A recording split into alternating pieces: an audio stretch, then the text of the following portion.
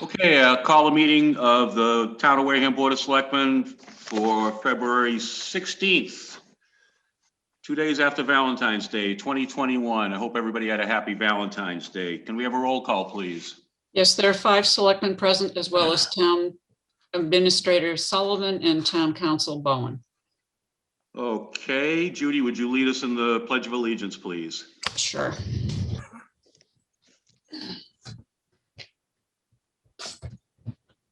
Well, there you go. Pledge allegiance to the To flag the flag of the United United States States of America, and to the to the republic which for which it stands, one one nation, nation, under God, under God, indivisible, indivisible, liberty and with justice liberty for all. and justice for all. Okay, thank you for that. Announcements. I'm going to start off with one. This relates to the special town meeting that was originally noticed for December 19th, 2020. There were 3 articles on it. 2 of them dealt with the Westfield property, and the third one was for the East Wareham rezoning. That town meeting was recessed to January by the town moderator in connection with the COVID emergency legislation that authorized her to do so. It was further continued to March 13th, 2021, and she has made the decision after consulting with the police chief and the Board of Health and myself to further recess the meeting until April 10th, 2021. So I'm going to read her declaration into the record. Declaration and continuance of the December 19th, 2020 Town of Wareham Special Town Meeting. Pursuant to Massachusetts General Laws, Chapter 39, Section 10A, I, Claire L. Smith, do hereby declare on this day of February 16th, 2021, that the Town of Wareham Special Town Meeting scheduled for Saturday, December 19th, 2020, which was recessed and continued until Saturday, March 13th, 2021 at Wareham High School, be further recessed and continued until Saturday, April 10th, 2021. In consultation with the Board of Selectmen, public safety officials, and the Board of Health, I determined that a public safety emergency prevented voters from attending the meeting on Saturday, December 19th, 2020, and still will prevent voters from attending on March 13th, 2021. The nature of the emergency is the continuous threat of the coronavirus and the notice of a new virulent strain. In making this declaration, I note that on December 22nd, 2020, Governor Charles D. Baker declared further restrictions in the Commonwealth and prohibited gatherings of more than 25 people throughout Massachusetts. Although the governor's order specifically exempts municipal legislative bodies, in other words, town meetings, the turnout for this meeting will exceed 25 individuals, and the exemption does not diminish the health risk to such a large gathering.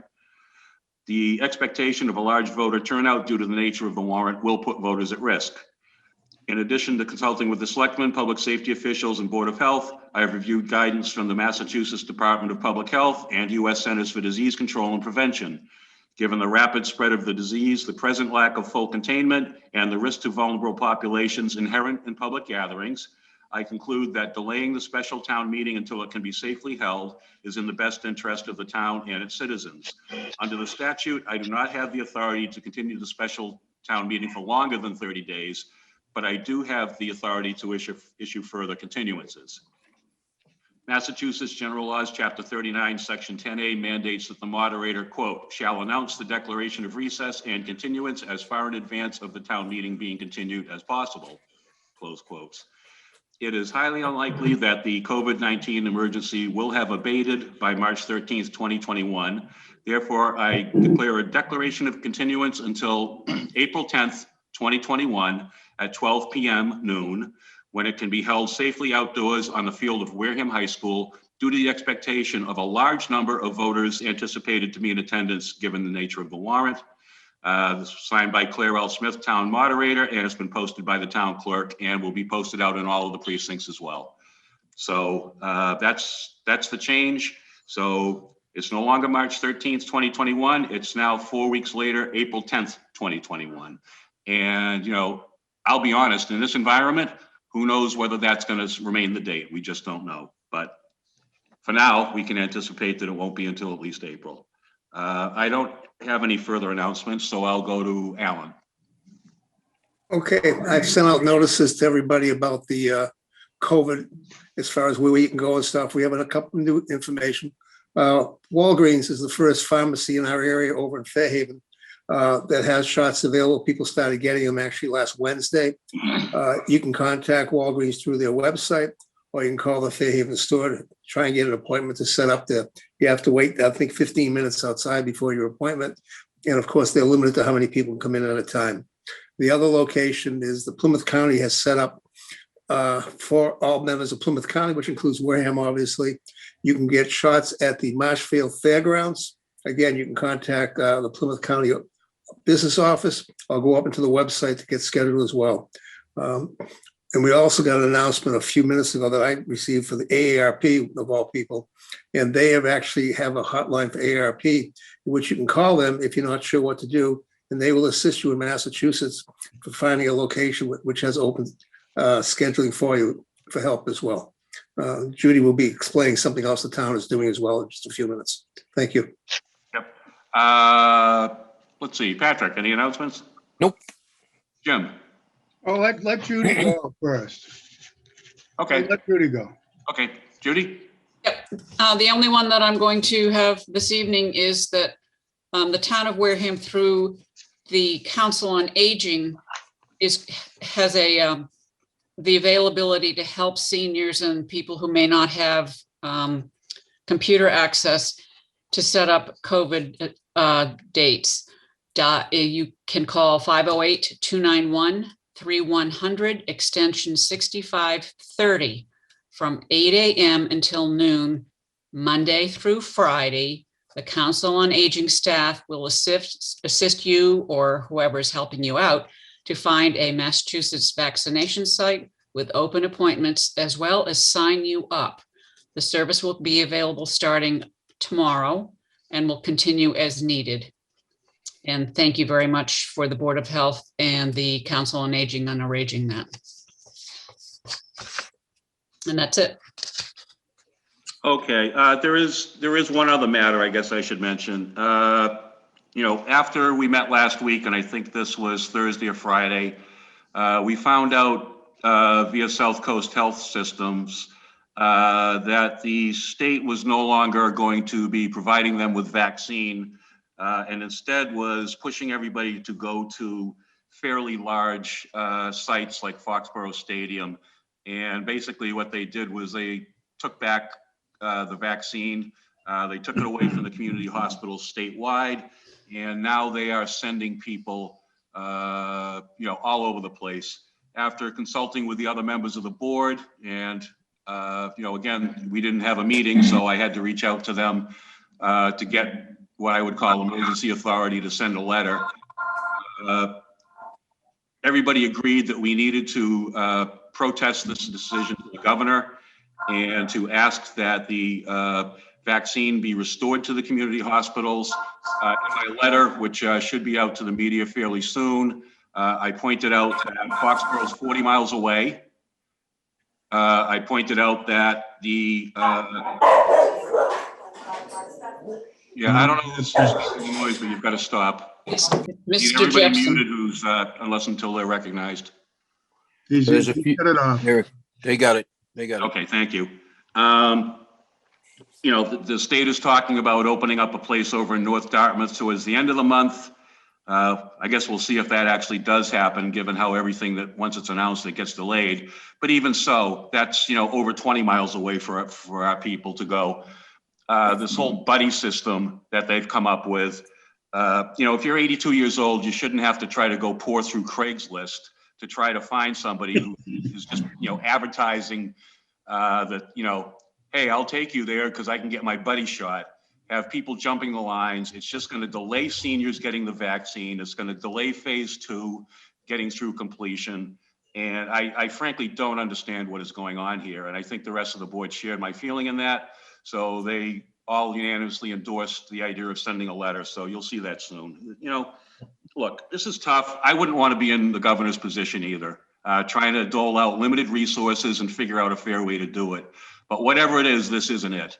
And honestly, I think he needs to take these decisions away from the State Department of Public Health. We don't need epidemiologists making these decisions. I frankly would rather see a general from the National Guard put in charge for distribution, because you know what? Every 2 weeks in the summertime, I see their trucks going from one place to another, and they all manage to get where they're supposed to go. And that's what they need running this, is somebody who's got some logistics expertise, and I'm just not seeing that from the state level. So anyway, my rant is over. Peter, just an adjustment on that as well.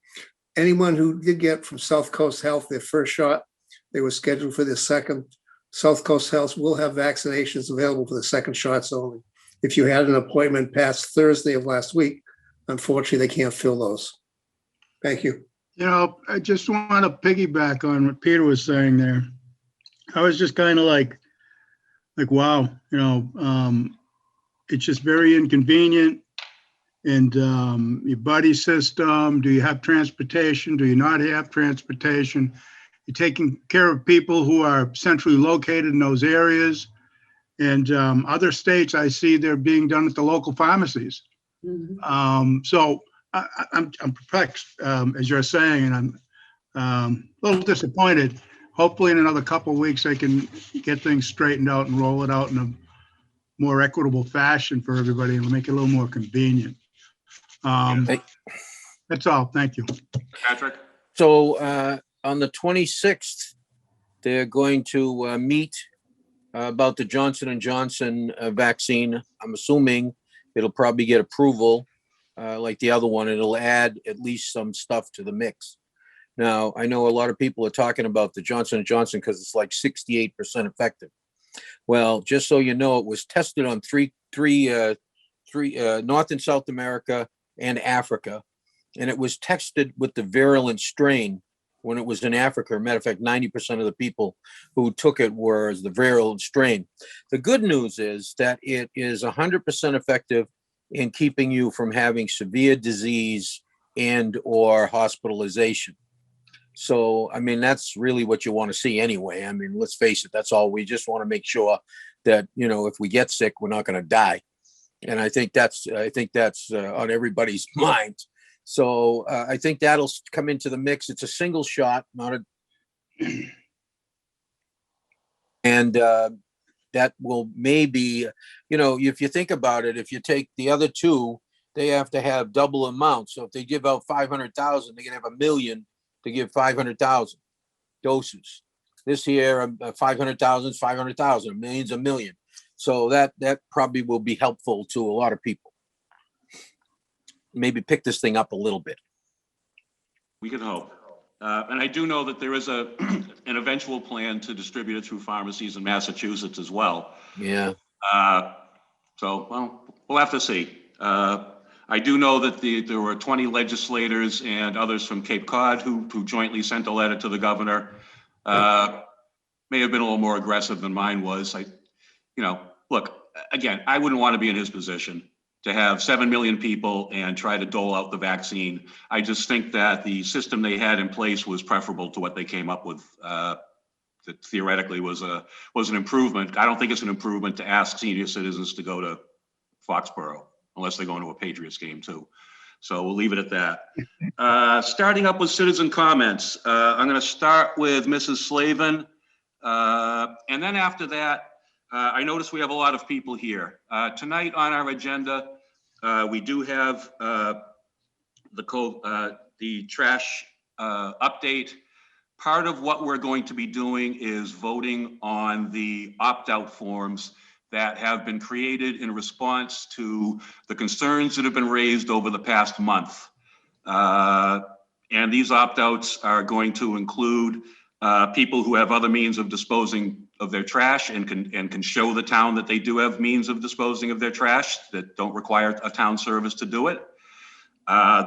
They include senior discounts, both for the curbside program and for the transfer station sticker cost, and also a discounted program for seasonal residents for whom this is not their primary residence and can show that their primary residence is elsewhere.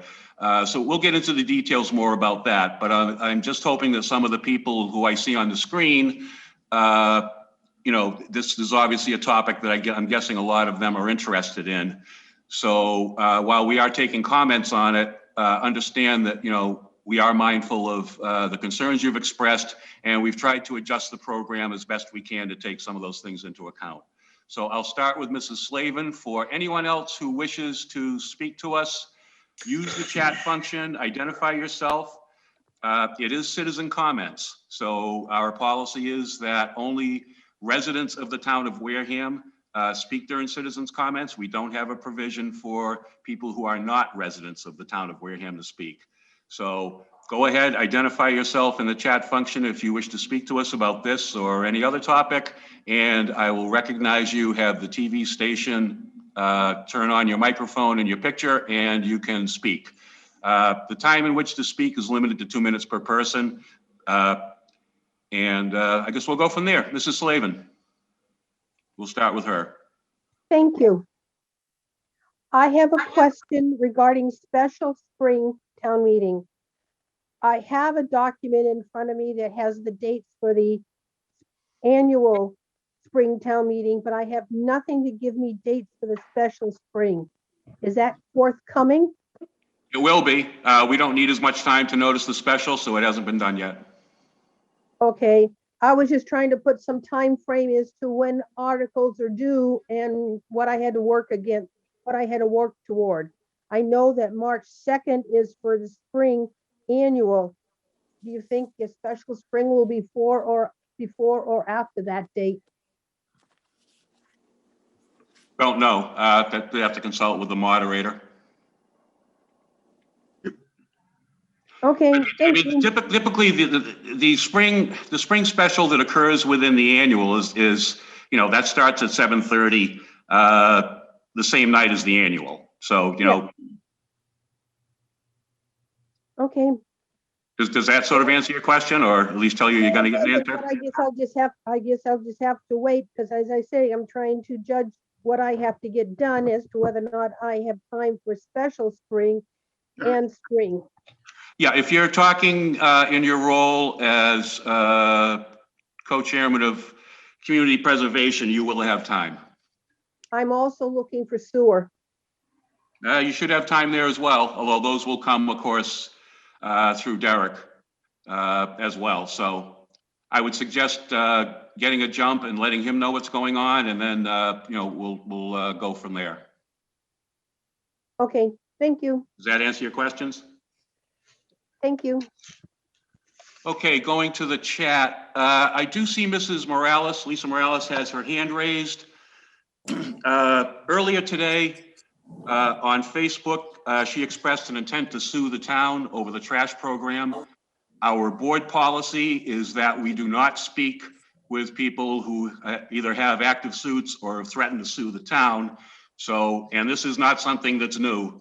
This is what we've been doing since I've been on the board for about 9 years. So Longer than that. That's an absolute mischaracterization. That is a mischaracterization, and it's not true. Please silence Mrs. Morales. She's out of order. Mikey's coming on. Okay, It is. is there anyone else who would like to speak to the board tonight? Another issue? I'm not allowed to speak to a non-trash issue? Our policy is that we just don't speak to people, period. You don't speak to people, period. Not once they make a threat to sue the town. I've sued the town before. And those suits were resolved, but this is a fresh, You are absolutely lying and mischaracterizing. Please silence her. I'm not going to go through this. You can't possibly silence.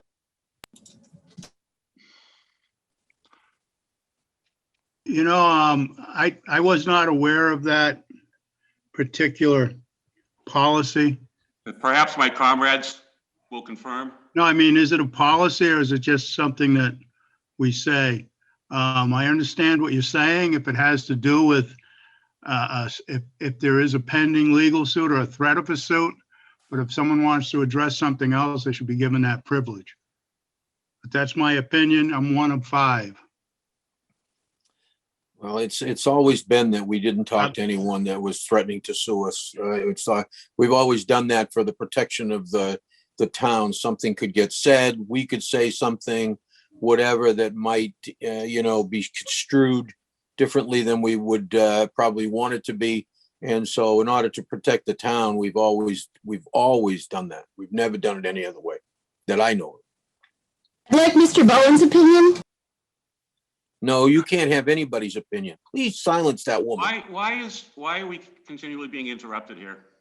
Because they can sit there manually and go and unmute themselves after you're muted, Peter. This host would like me to unmute. I can make a comment if you want, Peter. I believe, since I've been here 9 years as well, the normal thing has been the town council has advised us that once someone, basically announces, whether it's verbal or written, that they're going to sue the town, it has been the policy that through the town council to protect the town, that we don't speak about the issue or anything else at that point. Any information back and forth. And that's been that way for at least 9 years, if not more. And it's been longer than that. I remember it way back in I 2000. think That's correct. I think Mr. Slavin clarified it when he said you speak about the issue. So through you, Mr. Titlebaum, to our town council who's sitting there ever so nicely and waiting to opine, I think. Go ahead. Well, Mr. Chairman, I'm not entirely sure of what the question is. The overall situation is this: if somebody threatens to sue you, whether they follow through on it or not is a different matter. But if they threaten to sue you, what has happened in the past is that the person who's threatening suit uses open agenda items like citizen comment as an opportunity to bait town officials into making ill-advised statements. Now, I'm not saying any of you would offer an ill-advised statement, but it's just a hazardous situation from a liability point of view. Persons, and I'm not saying Ms. Morales, but persons in the past have been known to set up questions that have been calculated to generate admissions from public officials. And so generally your practice has been not to engage with persons who have either active litigation against the town or have threatened litigation. Thank you. Whiteside, do you want to weigh in on this topic with your experience? In my experience, and it goes back over 30 years, we have never allowed someone who has threatened to or is in an active litigation against us to speak during citizens' comments. Were you a selectman 30 years ago? Yes, I was. Wow. Wow. She's Thank you. old, we know that. So does that mean I am permanently silenced from ever addressing this board again because you have not even produced this threat, this perceived threat? Could you please state that? Please turn her off and leave her off, please. I'll read you a remark on Facebook today from Lisa Morales. I am planning on not signing up, refusing ABC service, and then suing if they try to charge me. That is a clear threat. We know what the program is. We know what the requirements are. And If they try to charge, you have not taken that action. we're not in the business of splitting hairs. You clearly are. We're done with this conversation.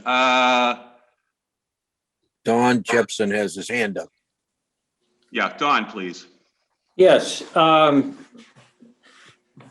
wrote to you on Friday with concern about what was going on with South Coast Health. And as a result of that, Alan Slavin got back to me and told me that he was working from his end through Shred. And Alan, I don't know if you talked about what's going on in Marshfield. I come in a little late on this. Yes, I did, Don. Okay, all right. And That's thank you all. for your work on that also. Okay, I just wanted to make sure that that information got out. Thank you. Okay, thank you, Don. Let's see. I'm going to go, is there anyone else? And I will give it 30 seconds in case anyone else wishes to weigh in. I'll sort of count off in my head now. If somebody wants to sing or play a guitar in the meantime, they're welcome to. I got a bad voice. No, you want to hear that? Peter, Janice had asked if you'd be able to, they would be able to ask questions during the trash discussion. Okay, yeah, typically, we do not do that because the problem we have with allowing people to discuss matters while we're in the agenda, if you will, is that they aren't public hearings. And to allow somebody, one person to, come to a meeting, whether it's, live in person when we're back in the multi-service center, or even through the Zoom process, to allow a person to come in and ask a question when we haven't noticed a public hearing on it is kind of unfair to all the other people out there who, had they known that in advance that they might be able to speak, would be, allowed to speak. So typically not. So Janice, if you have a question now, let me know and you can ask it now.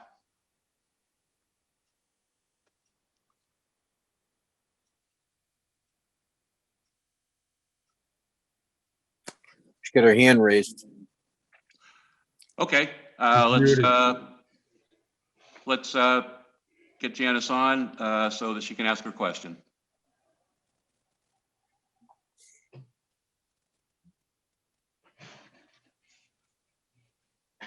She's muted still. Yeah, they may be unmuting her. Oh, there she is. And now, Janice, you've got to hit your unmute button. I'm not There you good at go. this. Go She's ahead. doing No. fine. Identify Yeah, yourself fully, please, and ask Yeah, away. my name is Janice Corliss. Years ago, I helped with the trash service that didn't go through quite a few years ago. At the recent question I'm asking, and I'm sure you're going to bring it up. So you're saying that if I opt the trash pickup and I do the transfer station, I have to come in with a letter stating where I'm putting my trash. Is that correct? Possibly, is that what We you were haven't talking made that about? decision yet. Okay, all right. So my issue is I want to opt out of both. So I guess I'll wait until further discussion with you guys. So does this have, does this go through a process or is it, it's just going to happen April 1st? We're going to talk about it tonight. Okay. Yeah. All right. Well, I have a friend that, is that transfer station going to be manned? Oh, It it is has manned. been Yes, it is manned. January 1st. Well, Okay. not January 1st. I think it was what, the If 5th or something like that. It was the 3rd. Third, Okay, I just have some interesting questions here. Also, I know a friend of mine has a transfer station where he's living and he has like he gets a tag for, he gets 20 cross-offs on this little card that and you can just dump, a bag. You have one checked off for each bag you drop off and it costs $30. I don't know if that would be something that would be helpful to put out there also in your discussion. So I'm going to say bye and I will listen to your discussion as you continue. yeah. Thank you. Certainly. Thank But you. anyways, it's just a card. You write a check for $30 and you have 20 punches that you can use the card for and empty your trash that way. I don't know if it would save people money, but it's something for you to think about. Okay, Yep, thank you. thank you. Always interested in alternatives, and this is, the first year of doing this, so we're not sitting here pretending we have all the answers, and we'll just leave it at that. We discussed Don't that. have a quarter bag, it'd be $30. Okay, not seeing anybody else. Well, no, I do see, is Don, do you still have your hand up or are you all set? He said he was all set. he's all set. He's Okay. put his hand down. Okay, He we'll just didn't move put on. his hand up. Okay, we will move on with the agenda here. Let me see, I gotta pull it up on my phone because my printer needs new cartridges, so I'm gonna be bouncing back and forth here. Board comments, Alan. All I have, we'll try and get this done. We have a lot to discuss tonight. The Wareham, the bike path committee that we were putting back together to get established again. I'm still looking for volunteers. Appreciate anybody interested to get a hold of myself or Ken Buckland to get this done. Thank you. Great. Patrick? I'm not, it's a long meeting. Nope. Okay, Jim? Yeah, let me speak to what Selectman Slavin just mentioned. Is that up on the website, Bike Path Committee? I think We're it's open. been there before, Jim. I think it's been It sitting there. wasn't up there. It wasn't last week. It had been up for a short while and it came down.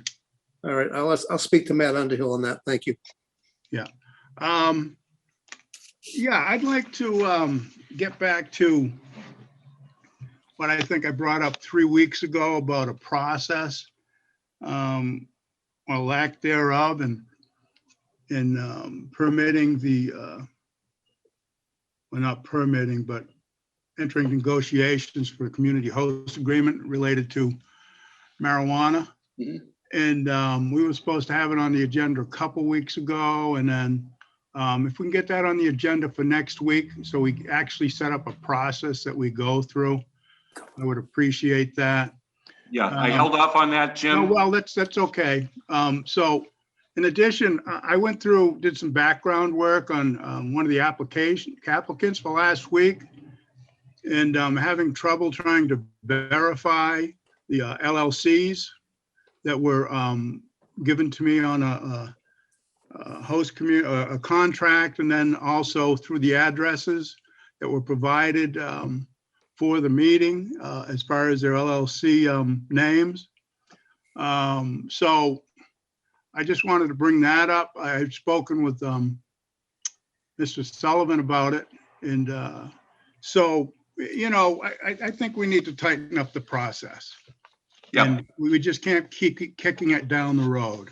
Thank you. No,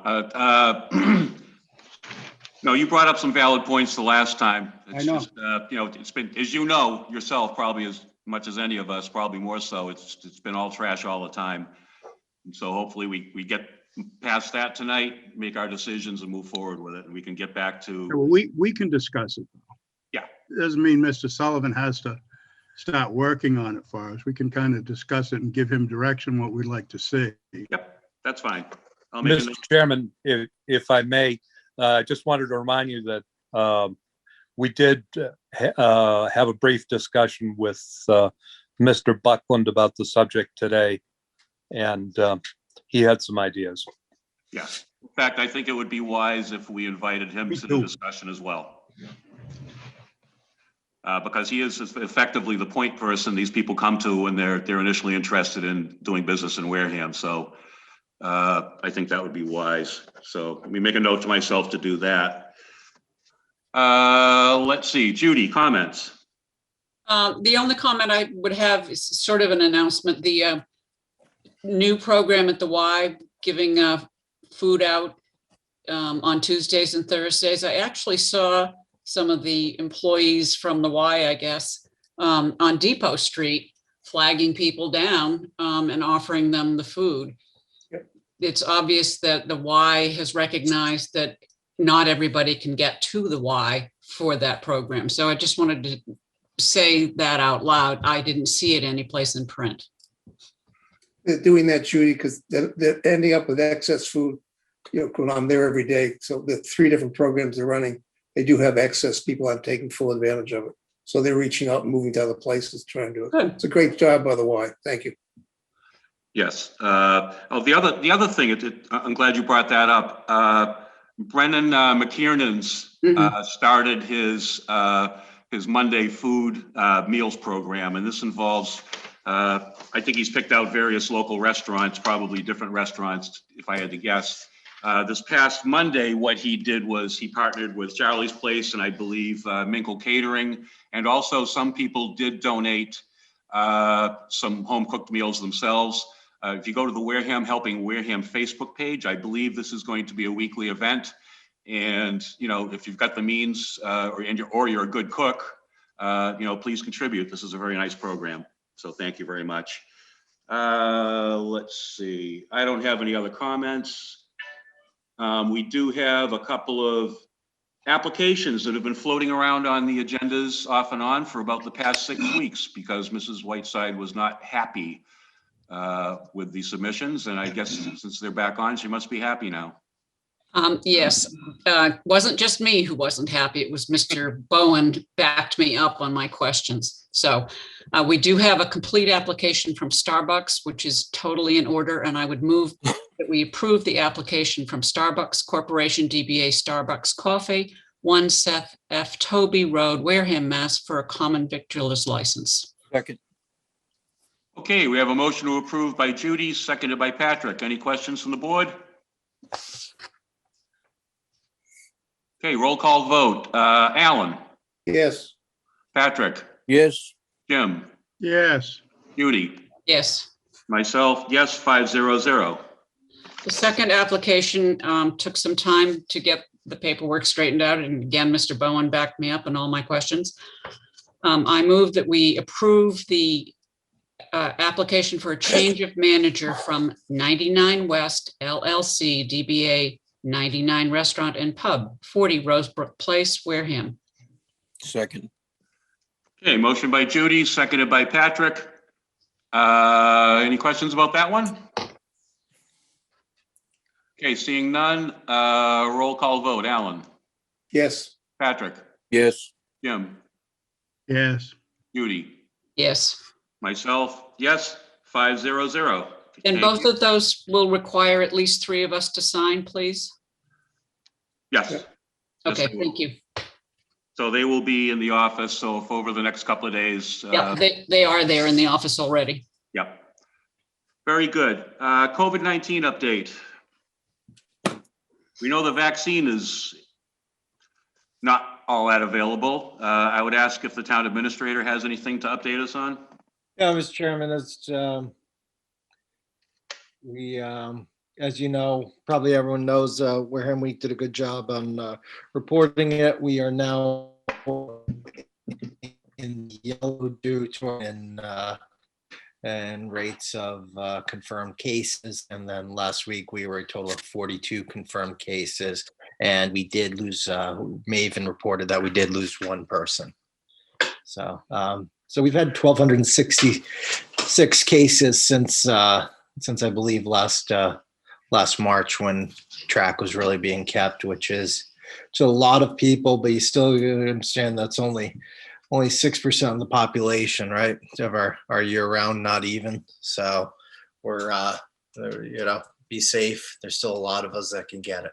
So same way, one of the things, because we didn't know if it would happen, was working with South Coast behind the scenes to get the vaccinations up and running.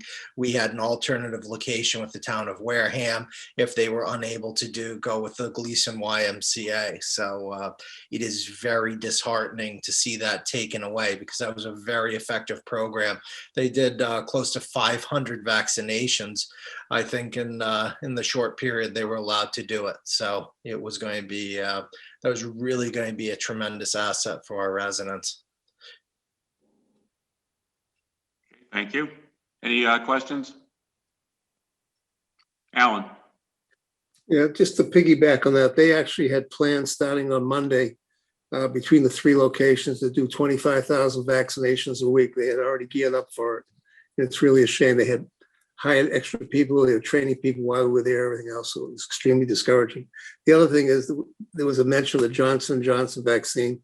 They announced later today also that there's some issues with the supply for the Johnson & Johnson vaccine. So everything's getting pushed back more because they're not going to have the numbers they expected on that one either. It just seems like every step we take a step back. It's kind of a shame. Okay. Patrick? I'm all set. Okay. Jim, anything? Nothing to say. Okay. Judy? Nope. I'm all set. You're all set? Yep. Okay, thank you. Let's see, should we go ahead with the trash policy update? We do have the Deacon School redevelopment study from Grant King waiting. Why don't we bring him forward? Yeah, okay, why don't we? I'll ask. Well, you got a lot of people that are waiting online here for the trash thing. Yeah, So I maybe- know, I hate to make Grant wait, but Yeah, but I think that's a better deal. Let's get that out of the way. yeah, because All right. Now, has everybody had an opportunity to take a look at the proposed forms for the opt-outs that Derek circulated to us? Mhm. Yes. Yes. Okay, I'll start with, I think everybody should weigh in on this. I'll start with Alan. I spent most of the last week after we announced we were going to do this, contacting towns around us and different areas that I know with selectmen, asking how the programs work that had similar things. And the one answer that I got from everybody was, unfortunately, is that whether it's a secondary or primary, residents, they have to treat everybody the same. Everybody's on the same program. There were virtually nobody with any adjustments for seniors, veterans, seasonal, non-seasonal. And the answer was, in order to make the program work, that's how it had to be, financially and everything else. And the cost is either baked into a tax rate that they have included or into a separate charge on their tax bills, et cetera. And it's just the way it is. But at this point here, Wareham has about, I'm going to say 22 to 23,000 people. We'll see what the new census is. But I know from doing work some years ago, our population was 40 to 42,000 in the summer. So we have an extraordinary number of people that are summer residences. So we're sitting, I think, in a very unusual situation with how many people are only here for 4 to. No, Alan, I don't know if you moved your head or what, but we lost some I of don't your have to, thing. I think, make some kind of adjustment. That's all I have to say right now. Okay, thank you. Patrick? All right, so it's interesting. You see, if they're not using the trash and they're not putting anything into it, then there's really not much of a cost to the town. Okay, so I'm not having a problem with people that aren't here or whatever, as long as they're putting nothing into the stream. And there's no cost. I don't have a problem with that. The one thing that I do have a problem with is we did get a thing today. I don't know if anybody saw that. And this woman says, well, I don't really need this because my daughter picks my trash up and puts it in with her trash. Well, that's putting stuff into the stream, and that's not acceptable. You have to pay. I mean, you're putting stuff into the stream. Doesn't matter whether you do it with your neighbor or the person down the street or whatever, that's going into the stream and it's costing money. So I had a little problem with that one. But as far as like if people who are not here in the summertime want to opt out, only here in the summertime they want to opt out, it's okay with me. As long as they're not leasing or renting the house, as long as they can prove that they have another way to get rid of their trash, I have no issues with any of that. I think it's acceptable.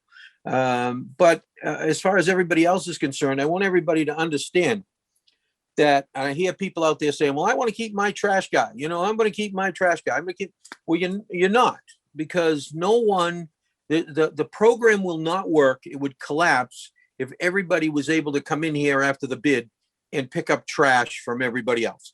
That wouldn't work. The program would collapse. It doesn't work. That's why it went out on an RFP. That's why it was bidded.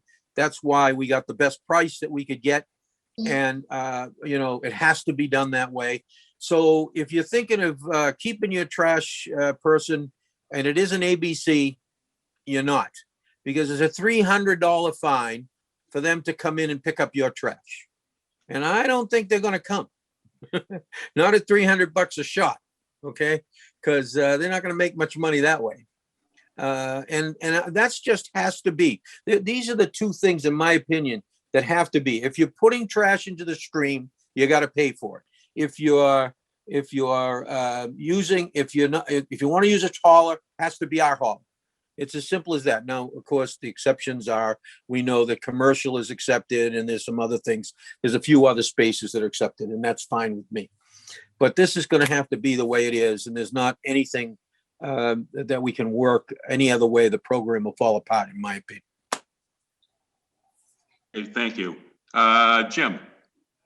Well, I know Mr. Sullivan circulated some documents. It might, maybe it's my own perception, but it might be a good idea if he can speak on what the suggestions are, so people in the audience will know. Probably a good idea. I've also asked him if he can put them up on the screen, and here we go. So we can continue talking while people have an opportunity to look at them as well. And it'll give us an opportunity to highlight some of the things here too. In fact, what I'll do is, Let Mr. Sullivan speak to it or no? pardon? You want to let Mr. Sullivan speak to each one of them? Yeah, I think that would be appropriate at this point. So we'll start off, I guess, with the senior fee reduction. Yeah, this is the application for the senior fee reduction. Speaking to the board, if I remember during the discussions on the policy, they were, or you, being they, would be more in favor of age 65 rather than 70. So we made it for age 65. So let's read through it. Senior citizens age 65 or older who meet eligibility requirements may receive one of the two following fee reductions. One, $120, reducing the annual curbside fee to $245. Or two, $62.50, reducing the annual transfer station sticker to $62.50. So you can see that's a 50% reduction on the transfer station. And then when you look at it, the actual with a pay-as-you-throw program, you further reduce your cost if you're not somebody that disposes of a lot of trash.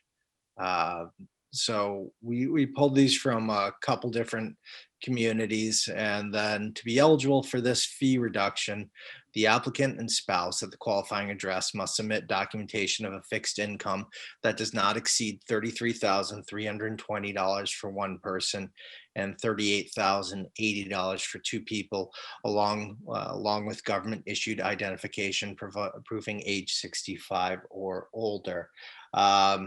Selectmen Muniz and myself had gone over some of the income requirements, and we tried to use the federal limits. It's interesting because they start talking about household incomes of well over $109,000+ in our area. So using those numbers was coming up with when the selectmen were talking about the policy, it was to be based on income based. So what are some of the ways that you can qualify? So please include proof of fixed income, which will be any one of the following items: a copy of your most recent individual for one person or joint for two tax return. Actually, let me double check, because I think we can just do the first page of the 1040s on that. So I honestly don't want to see, as we're not looking to gather people's information. We don't want to read that much about it, but if you're eligible for the Massachusetts Schedule CB, which is the circuit breaker tax credit form, or if you qualify for Clause 41C, elderly persons. I was asked about if you're eligible for the senior work-off program. If you remember, the senior work-off program starts at age 60 and has a little bit more liberal of income requirements.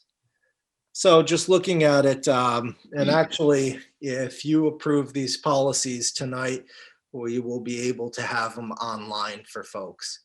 Then on any bills mailed out, we will have additional information on how to apply for senior fee reductions or opt-outs.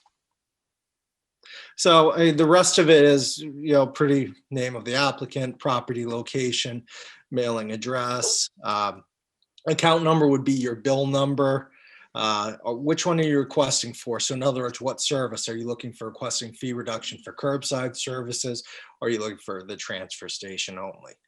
And then just the documentation. So they will come in, and right now these are actually coming to administration. So we'll see how that works out. So this is just putting it together from the board, from their feedback, what we've seen from other communities. This is what we came up with for the senior income based. So I'd welcome any feedback. Okay, I'll start with Judy. Yes, thank you. I double checked the new federal income guidelines. I think this actually addresses the things that we were very concerned about, which is our most vulnerable senior citizens have an opportunity to certainly reduce the cost of the service. I would suggest that we give a supply of these to the Meals on Wheels people if we approve this, so that they could stuff them in the lunch bags that get given to the senior citizens for the Meals on Wheels program, so that there's another avenue for seniors to be able to see this if they're not online, if they're not computer savvy. I like the adjustment amounts, and I think it's a reasonable solution to what is clearly an issue for many people. Okay, thank you. Alan? The way it's laid out, I don't have any real issues. I'm a little concerned about the minimum dollar amount qualifications. I think it might be a little on the low side. I'm not sure what the average Social Security payment is for anyone these days, but I think it might be as much as average of $1,500 a month. So we may be a little bit off there, but we can always adjust if we run into a problem. Thank you. Patrick? Yeah, I like it. I like the form. I like the idea. It's pretty simple. Doesn't take any real work to fill it out and get it done. I like that. And I'm sure that, if somebody needs help, that there'll be people available somewhere that'll help them out. Certainly the senior center, I know, will be probably more than happy to help them out. And you can probably get a hold of administration too, which would be very nice. And this is exactly what we were looking for. We're trying to save money for the seniors. They're the ones that have the toughest time, and I think it's legitimate. Okay, thank you. Yeah, Mr. Chairman, just go ahead, Derek. for, Selectman Slavin's point, and I know we don't have the exact number, but a $1,500 monthly income would be $18,000, so they'd be well within the range for a single person. Yeah. Mr. Titlebaum, may I just add one comment that I think is really important? Sure, go ahead. There will be a limited number of people who see this application, period. So when Mr. Sullivan, if we approve this and Mr. Sullivan figures out who's going to be in charge, that's, you and I aren't going to go looking at these pieces of paper, and nobody else is either. It is between the administrator and the individual who's applying for the abatement. Yes, and the basis for that is that it's one thing for us to sit here tonight and vote on the policy of what is going to be discounted, what's an opt-out, what's this, that, or the other thing. Those are policy decisions. But under our town charter, the town administrator is in charge of the day-to-day administration of the town affairs. So I don't need to see, who's opting in, opting out, or, who may be having financial difficulties. It's frankly none of my damn business. It's none of our damn business. And so people should understand that their information will be kept confidential. This is going to be treated in much the same way as some of the things that go on with tax abatements and other things that happen when people petition the government to try to get something reduced or done away with. We have a pretty good record, I think, of doing that with other things like the senior work-off program. I don't know who's in it. Other than when somebody might get a hold of me and say, when are the forms going to be available? I know nothing. And I think we all want to continue to be Sergeant Schultz on that. It's none of our business. So thank you for making that point, because it reassures people that their information will be secure and that we're not going to be looking at it. Thank you. Mr. Chairman, the only other thing that, thinking along those lines, is we could include a line saying, please contact me if I'm eligible for other services, because some of the people that are eligible through this might be eligible for fuel assistance, and other things, but I don't know if it's the right thing to reach out to them without their permission, since clearly they're just submitting it for this item. Well, if you're notifying somebody about the existence of a program, I don't think that's the same as soliciting them to sign up. Okay. If that, I mean, I don't know what everybody else thinks. Alan, what do you think? Well, we have the HEPA laws, and we have, when someone has an employment application, it has to be kept private. I don't think there's an issue that if you're sitting there and you're offering someone a program to save money, and you just have to know, by the way, these other programs are available. If you have interest, check it off and someone will get back to you. We do this all the time in other fields. I see this happen all the time. We're trying to help people. We're not trying to hinder them. Right. Patrick? No, what Alan said is absolutely correct. It is what it is. I mean, telling them whatever. And by the way, you're sort of telling everybody, at the same time. And, no individual knows who these people are actually. And at least we don't, the public doesn't. And I don't see how it's a hindrance to them at all. I think it's a good thing. I think most of them would say, geez, I didn't know that. Great. I might make a suggestion, because the Council on Aging actually has lots of programs available. The tax, helping with your tax returns, the fuel assistance, it has a lot of programs available. And I think I'm not sure I would put it on here. I'm not against making all of that information totally public. I just am not sure that we want to mix apples and oranges, but it's up to you. Jim? Oh, thank you. I think this looks good, and I appreciate the work that Ms. Sullivan's put into it and everybody's input on it. And, as Mr. Sullivan said, and you said this is day-to-day operations from this point on out, even though we're the chief executive officer of the town. So that's their job. Once this is all done, we approve it, which is a good thing. And maybe once we get these hammered out and we approve them, we could do another mailing. I know Ms. Sullivan might cringe on that. It'd be another $3,500 or something. But with all the changes, and I think it'd be a great idea to include a list of other things that individuals may be eligible for on an additional page, not at all conflicting with this, because to serve notice and give them notice of these opportunities is helpful. Thanks, and I'm fully supportive of this. Thank you. Yeah, for myself, I don't think that's actually I think we probably should send out another mailing, since we have worked some pretty significant changes, or we're going to. So what say you, Derek? Yeah, we can certainly, yeah, I know that especially for the seniors, like we've talked about, not everybody's online. I will say that some of the people that are seniors nowadays are the ones that invented the internet and email. So we shouldn't don't always discount our seniors, okay?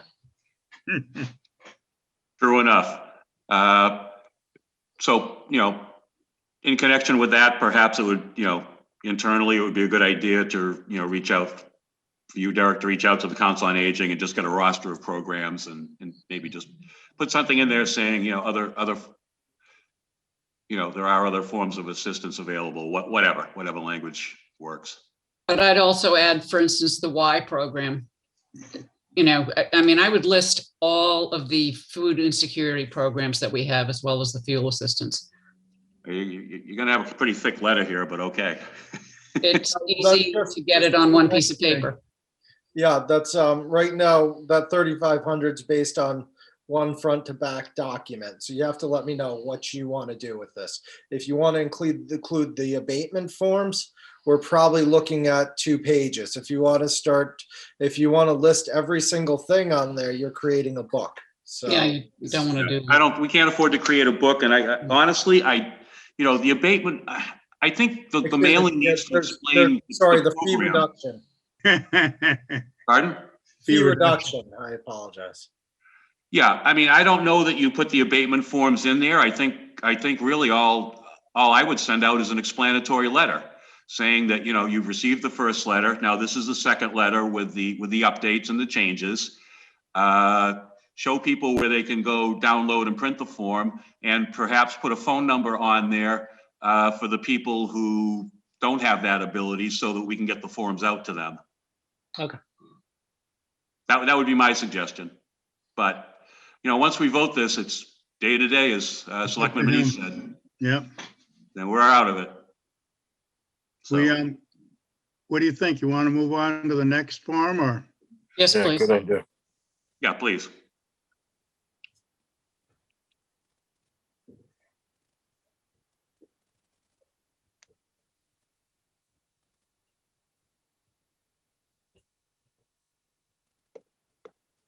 Just got me speaking to myself, sorry.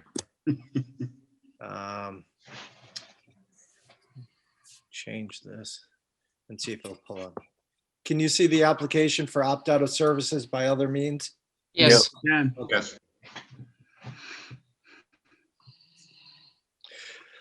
So this is the other one, and that, what does it mean? Well, we are hearing from persons, I work at CMAS. As part of our benefits, we get to bring our trash to CMAS. We work at 80 Makepeace. 80 Makepeace has they will take a small amount out of our paycheck, and we can dispose at their location. I'm sure there's some that maybe haven't signed up for it, don't get it out of their paycheck and keep on using it, but that's good. That's a smart technique. We had some of the seasonal persons who are just what you'd call weekend warriors, if you will, and they go home each and every weekend and bring their trash with them. So they're just down for a few days. We have some people that own businesses where they dispose of it directly at their own business, and so that's really what came across. So we're trying to figure out how to manage these issues. And these are for, again, this is sort of what to what the select board has been speaking about already. This isn't my neighbor has the town trash service, I'm going to put my bag in there, or my neighbor takes their trash to dump, so I just buy a bag and give it to them. That's not that, because you're still using the town services. This is for opt out by other means, so you have other forms. So you'll see the check of the reason for opt out. See, this is a long one, but it pretty much explains itself. Seasonal non-resident with disposal service at non-Wareham primary residence. Disposal at place of personal business. Disposal at place of work. That sounds redundant, but the other one would be you're the owner of the business. And then other, because there are some interesting situations out there. So it's try and think of every single one or hit them, but there's some that will still interest you. So what do they need to bring? How do they prove this? Well, if you tax bill and disposal services invoice from the non-Wareham location. So do you have just proving that you are disposing of it at your house? Permission to use disposal services on company letterhead, invoice disposal service at personal business, including business certificate or any other documents that may support requests for opt-out. Now, why are we asking for these? Well, again, we've gone through the other scenarios, and we know that while the super majority of our residents are great people, they're recyclers, they take great care of their properties. We have some folks in town that that do, we've caught littering and such. So we're trying to make sure that we know that the alternative location is not the woods. So, and I'd be happy to hear from the board on their thoughts. I have a question. I have a question. Yeah, go ahead. Okay, Mr. Sullivan, originally you had said that the seasonal would be from April 1st to September 1st. Could it be April 15th to September 15th? So that includes Labor Day? We did it April 1st to September 30th. September 30th. Okay, great. Thank you. And I just would point out on both of these forms that you want to get rid of the word abatement and you want to use the word adjustment. Yeah, so the new forms went out right before the meeting. Right. And you'll see there shouldn't be abatement on this form anywhere. Okay, I'm looking at the ones that were sent out earlier. I just was double checking. Thanks. No, these are the forms that we're voting on tonight are the ones that Derek is displaying on the screen, not anything that came out prior. Those were just drafts. Okay. And should it say on the top for the seasonal fee adjustment, should that time frame be on here someplace or not? Is- I This didn't see that. is opt out by other means. This is not a seasonal. Oh, okay. Sorry. Gotcha. You got more work to do, Judy. Yeah. Okay, Alan. Need your microphone, Alan. Okay.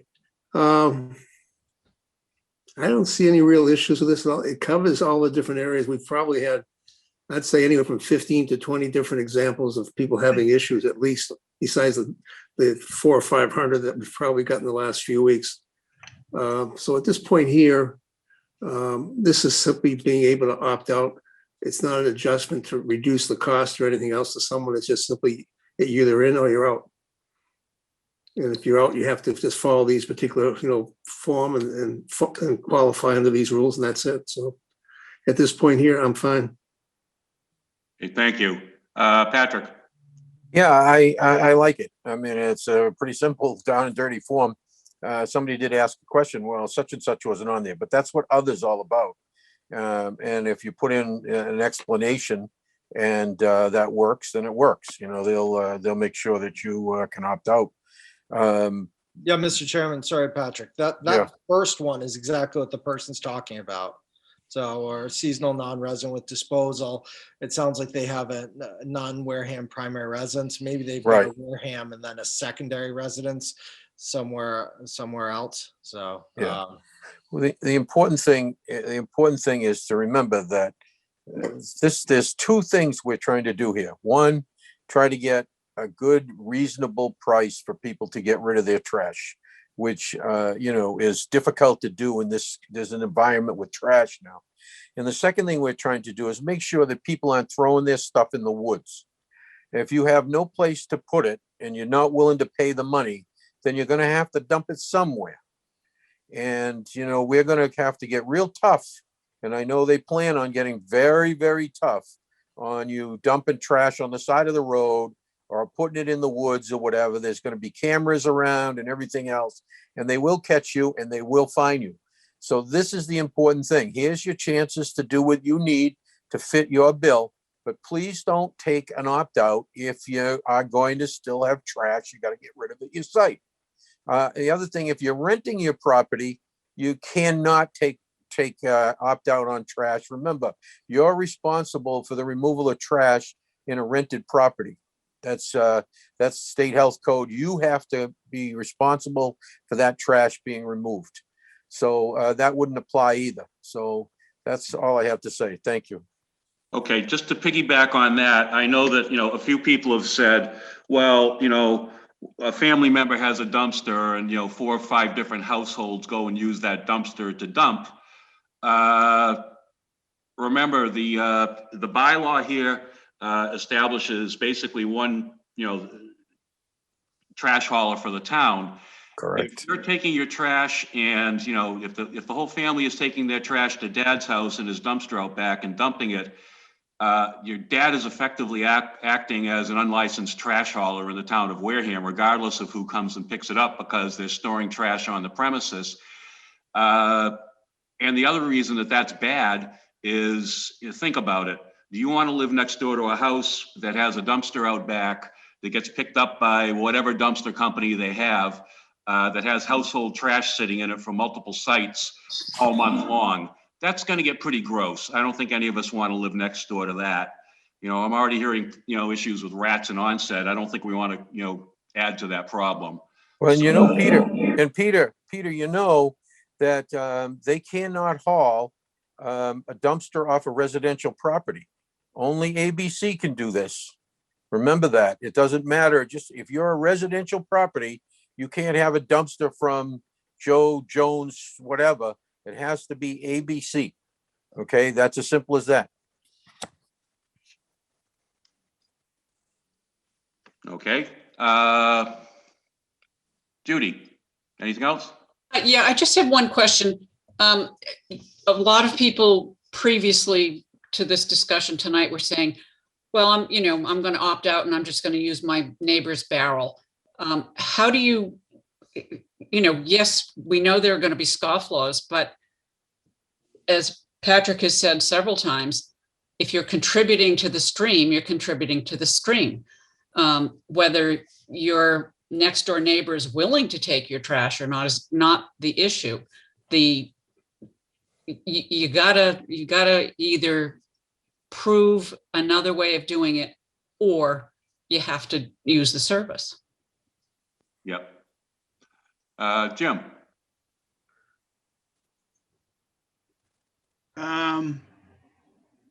Again, I think it covers most of the issues, and you have the other, please explain. Mr. Sullivan and his staff will look at them, and if anything comes up that's really difficult, I'm sure a keen eye will look at it and make a decision. That's, again, day to day, as everybody's saying. And if you think you're eligible, fill out and they will make the decision on it. Besides that, I want to again thank him. And I know, the selectmen have gotten, I don't know, 100, 150, I don't know, maybe it's not that many emails. And Mr. Sullivan's office has probably gotten 1,000 or 1,500. And his administrative assistant, Patty, I mean, she's been trying to answer whatever she can. Never mind, I don't know how many thousands of phone calls, and then municipal maintenance also.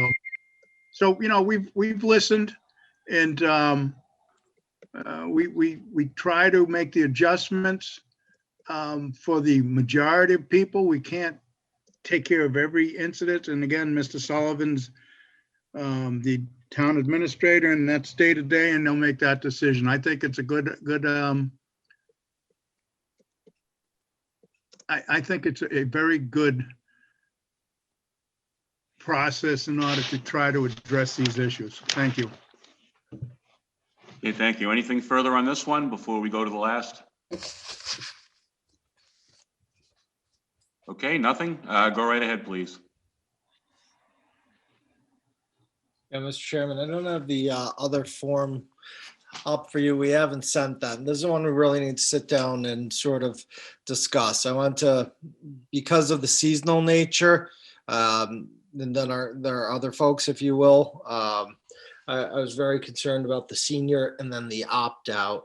The senior, the seasonal, we really need to think about how you want to handle that. For instance, and speaking with some of the other communities, as Selectmen Slavin had spoken about, places like the transfer station, there's no reduction on that sticker. Why is there no reduction? Well, we have to pay for that to be ready to take their service, whether they're there one day a year or 365 days a year. Obviously, it's not open that many days, but just telling you it's running the gambit. So the other item is with the curbside. curbside, with this pricing, we know that we've built in money for the disposal cost. And we're trying to work on assumption that if you're seasonal, you're not doing half the year, you're only doing half the year's disposal cost, if you will. But at the same time, sometimes, as if anybody's ever had a seasonal home, you know that lots of relatives and friends come out of the woodwork, especially when you live in an area as beautiful as ours. So, are you actually putting the same amount of trash? So, it's interesting. So, I really want to understand what the board wants to do with seasonal. Are you looking for overall discounts? Is it fair to match the seasonal to what our low income seniors are paying? What's No. where are we working here? And that's where I really need the board to the flavor of the board as to which direction you want to go. I know a lot of them. So a lot of folks had said that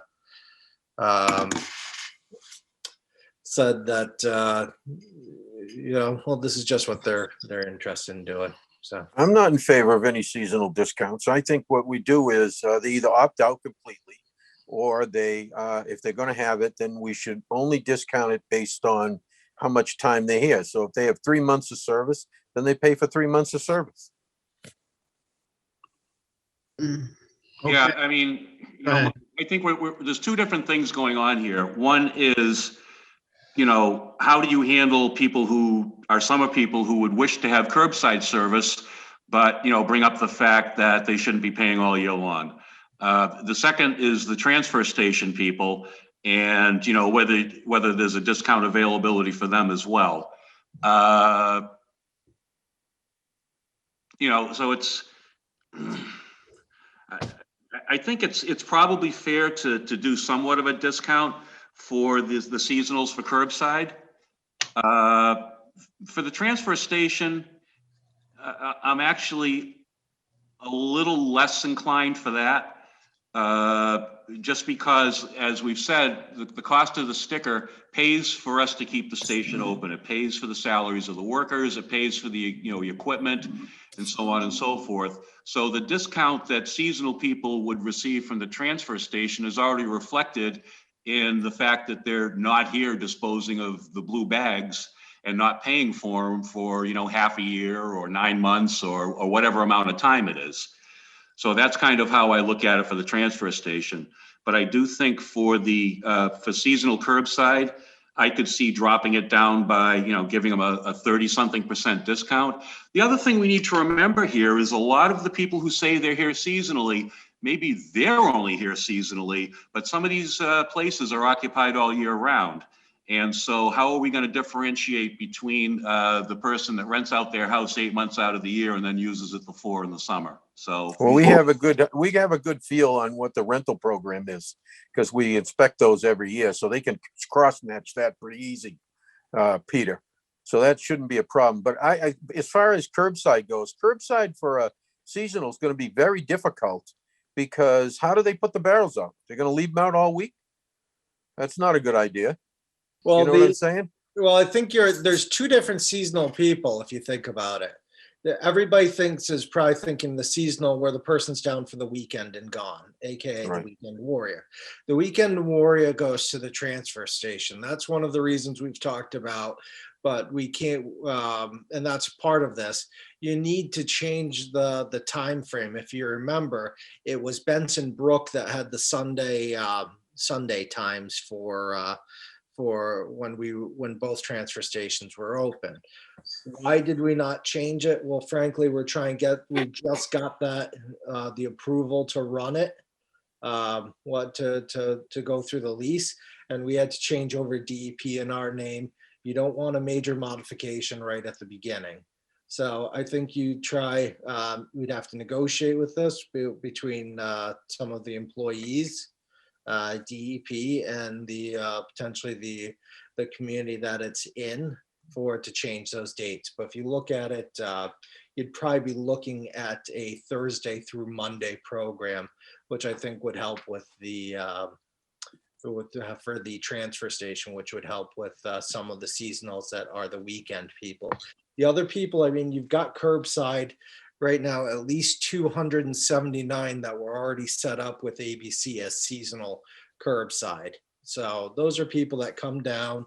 They might be the people that have another home somewhere else in Florida or something, come down for more than just the weekend. This is their home during the summer and some of the mud season too. Okay. The other thing, Derek, could you mention the thing about, when people have a refrigerator or whatever, again, please, so people realize, because some people are saying, well, but I can't get rid of the other stuff that I need to get rid of. But you've actually come up with a solution for that, correct? Yeah, and just so everybody knows, the Curbside with coming with the one transfer station sticker, then having the transfer station sticker. One of the reasons is that also allows you to go to the municipal maintenance complex for the second and fourth Saturday of each month, where you can dispose of your brush. When they have the mulch, if you will, or loam available, once that's all turned over, you can get it there for free. They also have the metal bin, so that's all part of the benefits. Also with ABC, and they're going to be, when they're dropping off the barrels, if the Curbside barrel, they're going to give flyers as part of that, what you can't dispose, but also that people can call them directly for curbside pickup for, if you will, heavy trash such as couches and such. You are charged directly for those. That's not part of the program, but they will do it for you. Okay. There's another piece also. If you look at Rochester, then they don't have the summer resident numbers that we have, but Rochester's ABC program, they pick up on Saturday. So the idea of people complaining about the barrels would be sitting out there for a week at a time would not really be the case, because your barrels, if we do a Saturday, if they can do that, I don't know if they could do a Sunday, it might be too much to ask, but there's a definite possibility that you could do a weekend pickup, and that would eliminate a lot of the issues you're talking about as well. Okay, Jim. Oh, thank you. I think a lot of your concerns were built into the RFPs and trying to prioritize Monday for the especially for the vacation or the seasonal neighborhoods, to try to get those done on the Mondays. That was put out there, and it's taken into consideration. Related to seasonal curbside, I think there should be an adjustment. I think it's a one size fits all. And I believe Mr. Sullivan has mentioned something like April through November or something, or last week, but I'll wait to get his recommendation back on that and what he would recommend. And the transfer station, I wouldn't mind doing a half a year sticker. I'd rather get a half a year if they want to use it than nothing and take it home. They pay for the disposal. A half a year on the for the sticker, different color, different shape, I don't know. It's more income coming into the program. And the program is income based and hopefully self-sufficient. So we want to entice people to use it. And if we can get 300 to 500 or 1,000 people to use it for a half a year, it's better than getting 200 for a whole year, I think. It's just my perspective. And thank you. Good job. Thank you. Thank you. Okay. So what? May I? Yeah, go ahead. Yeah, I believe we should keep the transfer station sticker price the same. That is, as everyone has really said, how we are paying for the program. In terms of looking at an adjustment for 6-month residents, I think that's a separate conversation, but my druthers would be to keep the sticker the same price. Okay. I agree. I don't. Alan? Again, it's, one concern I have is that when you do the transfer station, we have a set expense. And if the numbers don't work right now with the numbers I've been looking at, I talked to Derek a little bit about it, we could have very easily a $250,000 shortfall. And that means we're going to have to subsidize that. And is that something we can do? No. Certainly not something we want to do. I mean, Yeah, that's good. my feeling is this is kind of, in some ways, you're looking at these things as user fees. And if you look at, for example, what we had come up with, it was never implemented, but what this board came up with 7 years ago, before we handed the thing off to the sewer commissioners, was this idea of a blended rate, if you will, where there would be a base set fee that would essentially pay for the infrastructure that was required to handle sewage. And, whether you're a summer person who's here for 3 months, or whether you're, somebody who's here year round, the pipe still has to run in front of your house. The plant still has to operate. There's still need to pay people to be at the plant. So you've got these fixed costs that the sticker, in this instance, are supposed to pay for. And, the idea of the blended sewer rate was, everybody would have a small amount of sewer capacity with the blended rate. And then the big users would wind up paying more based upon their water consumption, or, however that plan was laid out. This isn't quite as elaborate, but it's the same principle to me. It's a user fee. So the people who are only here half the year, granted, they may only be using the transfer station half the year, but we're running a full year transfer station, and we can't get away from that. We can't have a full year transfer station over here and a half year transfer station over there for the seasonal people. It's not something we can do. So I agree with keeping the sticker the same. The curbside is the one that has me kind of rummaging around in my head to figure out what's a fair adjustment for curbside. I know it's been proposed, at least informally. I don't know that it's been brought up directly. But the curbside, I think there was a talk of $120, $125 discount off the 365 or something like that. So I'll let Mr. Sullivan speak to that. Yeah, that's what mirrors up to the senior one. So that would be the same as the senior. So Again, we could pull out, if you're thinking that the amount of trash that can go into the container is on a 6-month period, you could probably pull $60 worth of disposal for solid waste right out of it. The recycling, we have a flat fee cost per unit, so we couldn't do any reduction without eating into the cost of the program. And then similar with the rest of it. So once you go past the $60, you're eating into basically the direct costs of it.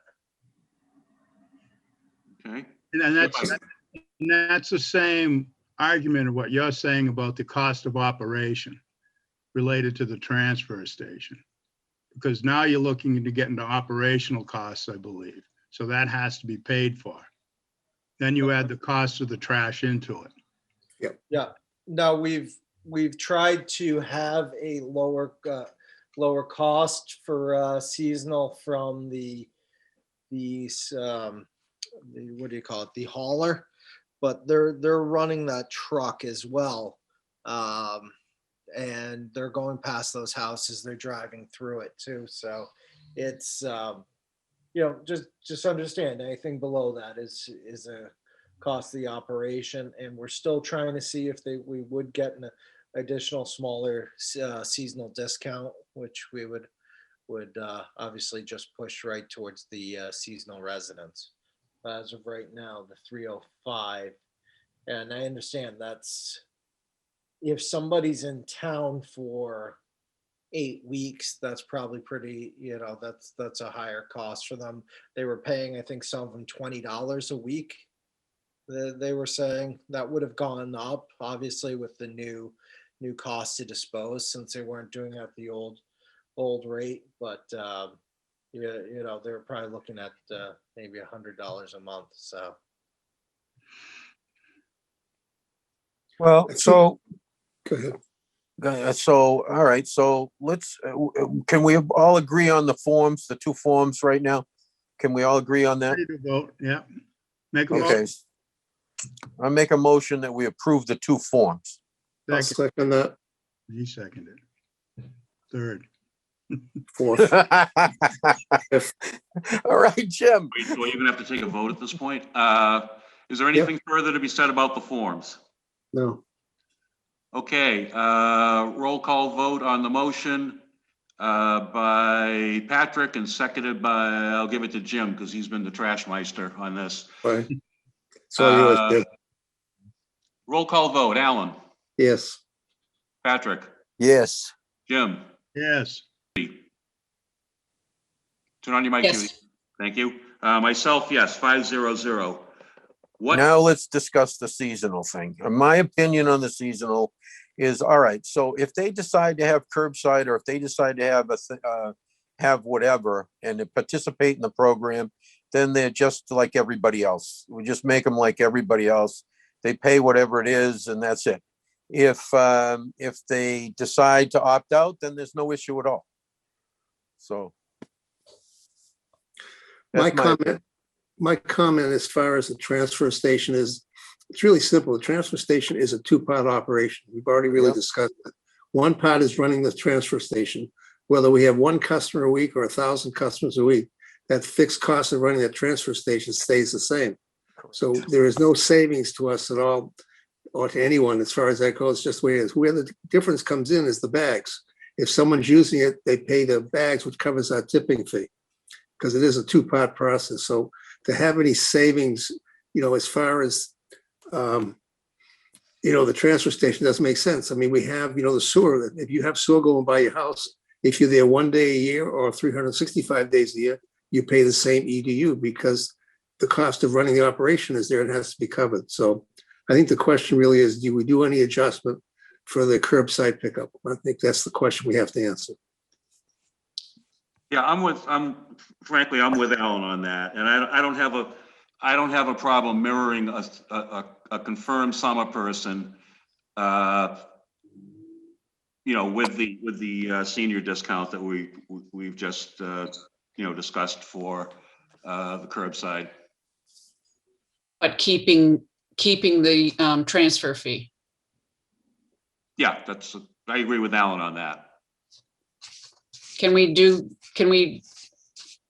May I make a suggestion that we agree on the 125 for the transfer and then maybe discuss the other separately? So moved. For the what? Second, Okay, so your motion is, just for the record? the motion, The motion is to approve the 125 doesn't change. And they pay by the bag for the transfer station. second, That just gets us down to one more problem, and that'll be Right. the, Well, it depends on how you guys vote. Let's see. I'll do a roll call vote again. Alan, Yes. Patrick, yes. Jim, Sure. Judy, yes. myself, yes. Okay, 500. So that stays 125.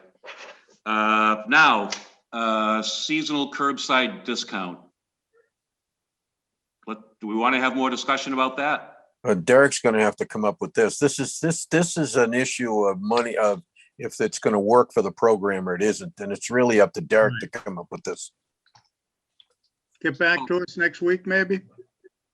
yeah, I think that's fine. I'm getting some updated numbers. We'll try and push for the curbside as curbside seasonal as well. See how we make out. I do want to point one thing out real quick. if you go to the trash services webpage, you will now see in the upper left-hand corner, curbside and transfer station discount application. When you click on that, you'll see both applications are now live on the town website. Yay. Oh, that was fast. Yeah, that was quick. Wow. And a quick question on the, how firm are they on the dates for the summer curbside and having to opt in or out, or you have to opt out, or how are we going to handle that? Well, that's the with the curbside, right? Because we can delay on if you turned it into like a May operation or something, you could delay getting them out the bins and such for the first year. Then they'd have the bins thereafter. We can work with ABC and get bins to people as they request them. But we're trying to obviously get it all done in one fell swoop for the initial. Right. I know that's going to be questions that are coming up, which come up every day. The date was yesterday. I can't make up my mind. I want to, I don't want to have to pay for this and that. So I just figured I'd throw it out there so we'd have a consensus on this. Yeah, we're sending I've sent a file to ABC tomorrow. Well, tomorrow I'll send the file to ABC with the route information. And then we will be, while we're finalizing it, as we get more opt-outs and such, we'll be reducing them for the final pricing. So, but the main point was to make sure that we got out to ABC the route, so they can start getting the route. All right. I'm good. Okay, anyone else? Alan, your microphone. Derek, just one question, just for my own information. When you go back to ABC, you're gonna have to sit down and negotiate with them for a rate for what we call a seasonal, with a, if it's a 5-month or 4-month, whatever it's gonna be, pickup. Yes and no. There's no guarantee that they will give us a discounted rate. That's why I'm asking, because I'm not sure whether we'll do that or not. Okay, so next week we'll have an answer one way or the other. Yeah, we can look. I'm going to tell them what we want, but as if we effectively get that, I don't know. So, okay, I'm fine. I just have a little bit of a question. If we know how many, it's for Mr. Sullivan, if I may, Mr. Titlebaum. Okay, for the year-round people, they can ask ABC for additional containers. Is that the case? I think. Yeah, we're going to set it up on the website to request additional containers. Okay.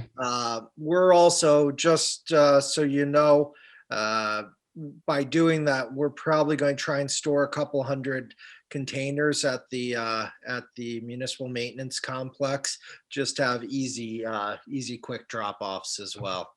Thank you. So we're looking to order some of those for the curbside and solid waste and recycling. And again, for a reminder to folks, the cost for the extra bin per year for the solid waste, aka trash, is $95, and that's a 64-gallon container.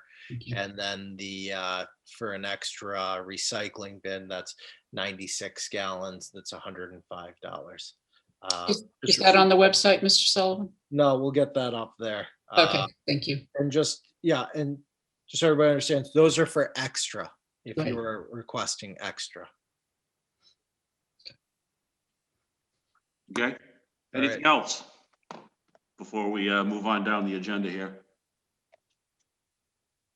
Okay, let's see. Let's go right to the Deacon School redevelopment study and Grant King, who's been patiently standing by. Oh, Mr. Chair, thank you. Sorry that took so long, but it's kind of a big deal, so we needed to put the time in, and we have No problem at all. You got me out of brushing teeth and changing diapers tonight, so I No, you can come to every meeting then. So I was hoping that I could share my screen with you guys for a short presentation. May I do so? Yeah, I think the TV station should be able to allow you to do that. And there you go. All right, great. So thank you again, Mr. Chairman. My name is Grant King, Director of Comprehensive Planning and Housing at SERPED. SERPED is your regional planning agency, so we work in a wide variety of fields: transportation planning, environmental planning, housing, development. And on this project, as your economic development district, working in partnership with the U.S. Economic Development Administration, in this case, also a program administered by the State Department of Housing and Community Development, and also with your redevelopment authority. So this is the third presentation that I've made to the town on this subject, and the first two were to the redevelopment authority itself. So really, I have a fairly short presentation. I hope we can move through it pretty quickly, and I'm definitely available for any questions at any point, so please interrupt me. What I'd like to do is review that project partnership that I just discussed, and then the intent of the study itself. And then we'll just take a brief tour of the final draft the final draft report's executive summary, and its preferred scenario and all of those sort of benefits and costs. And then we'll discuss very briefly the action plan with a focus on zoning. And for that part of the conversation, I'll tag in your Director of Development and Planning, Ken Buckland. But before, one little bit of housekeeping. I'm assuming that all of the members of the board had an opportunity to spend a good bit of time with this report, this final draft report. For members of the public who may not have had that opportunity, I'd invite you and direct you to visit this webpage, serped.org/decus-school. And there you'll find the final draft report. You'll find videos of the two presentations we've made to the redevelopment authority, some interesting drone imagery and 3D modeling, and an interactive version of that action plan that I just mentioned. So please do spend some time there. And if you have any questions, feel free to reach out to SERPED or to Ken Buckland. We're kind of your points of contact for this project. Another final bit of housekeeping before we dive right in is just, here's the site. This is the site we're talking about, right? So it's the John William Deacon School site. This is taken from a drone looking more or less southeast. We're hovering over the intersection of Toby Road and Main Street. Main Street extends east-southeast to your left. Station Street goes to the right, more or less due south, and we're looking at the school, its entire parcel, the railroad right-of-way on the southern edge of the property, the Weweantic River beyond, and the bay beyond that. So this is the site we're examining in this study. And to sort of answer that, remind ourselves what the intent of the project is, it really was to look at the site's potential from a redevelopment standpoint. So we had our blinders on and we're thinking, what could this site be if we were to completely redevelop it? What plausible futures could we imagine there? And then what would support those futures in terms of data, anecdotal evidence, supportive infrastructure, all those sorts of factors that we consider when we think about redevelopment. So that was the focus of this study, based on the request, based on the funding program, and that's one of the paths for this project one of the potential futures for this site, and we stayed on that path for the purpose of this project. So that was kind of your 30-second executive summary of your executive summary. I want to just state that the feasibility is very clear. It's a good site for redevelopment. And I'll jump right to the punchline. The preferred potential future scenario there would yield the town approximately 170,000 square feet of development, just over 200,000 $200,000 of annual tax revenue and over 250 jobs. Again, estimates using the best data we have available. I'd also like to point out that little rendering, this potential shape that this redevelopment could take, I'm hoping you'll see that it's limiting itself entirely to the footprint of the existing building, right? So in other words, we're talking about replacing the school with a taller building, approximately 3 stories or so, but not expanding out into the footprint beyond the footprint of the existing school. So I'm over halfway through the presentation, and I'm going to hit these. This is where we'll spend the vast majority of our time. There's a lot of text here. Please don't feel obliged to read it. We'll go through these points one by one. This is more or less my cheat sheet. And this is the executive summary of the report. So as part of the project, and every project, we did our due diligence. We conducted a site history and a thorough existing conditions analysis, looking at all available map data. And that analysis did not reveal any site constraints. In other words, no wetlands, no floodplains, no sensitive abutting, neighborhoods, for example. It did, however, reveal that there is a minor asbestos liability in the school building itself that would add moderately to potential demolition costs, and those are sort of detailed in the report. So the summary of that first bullet point is simply, it's a good site without very many constraints. It also has a lot of really good assets going for it. So we've moved to the second bullet point. It has sufficient existing water and sewer service. It has sufficient connection to the roadway network, not congested, proximate to interchanges with the interstate system and state numbered roads. Really a good strategically located site. And what's interesting about this particular property is if you were to redevelop it, you would be replacing a fairly intensive use in terms of trips per day, gallons per day, flushes per day in the school with a less intensive use, believe it or not, in many measures. And we'll go through that in a subsequent slide. But the takeaway message here is you've got enough infrastructure, you're taking a fairly intensive tax exempt property, changing its use to a private taxable property, and you're not adding much strain to the city or town, the town's existing infrastructure network. Let's take those next two bullets 3 and 4 together.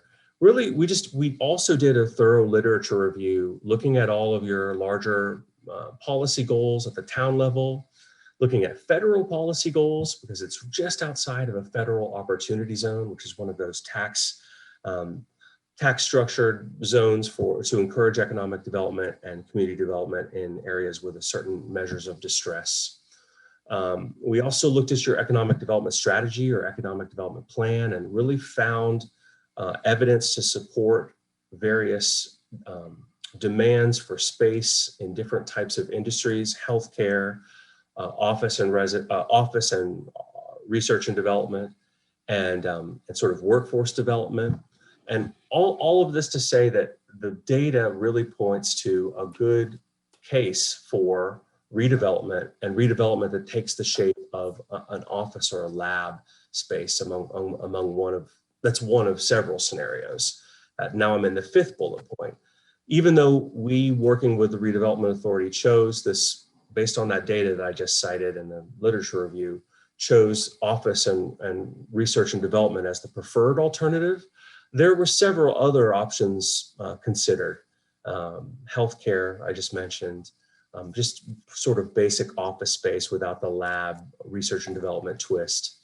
All of those scenarios yielded good benefits and had a similar ballpark in terms of of their needs in terms of water and sewer and roadways.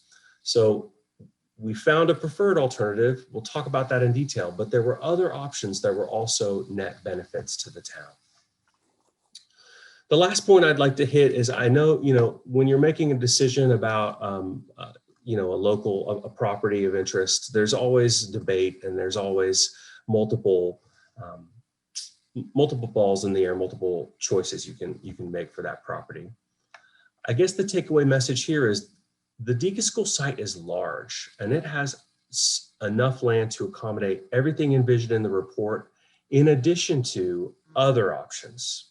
I've heard senior housing under consideration, a municipal facility, keeping the ball fields as they are, a commuter rail station.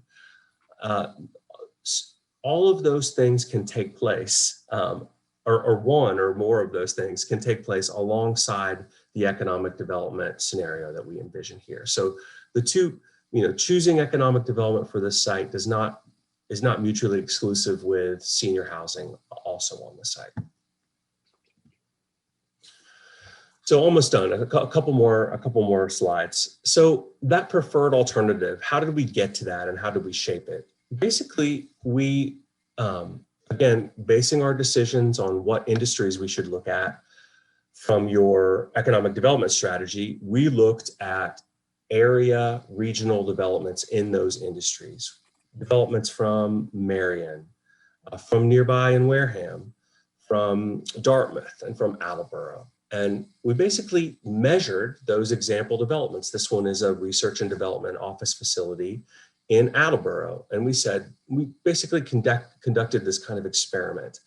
What would happen if we built the Deacon School property to similar densities, similar values per square foot, similar job densities? And what would happen if we developed the Deacon School just like Sensata Tech?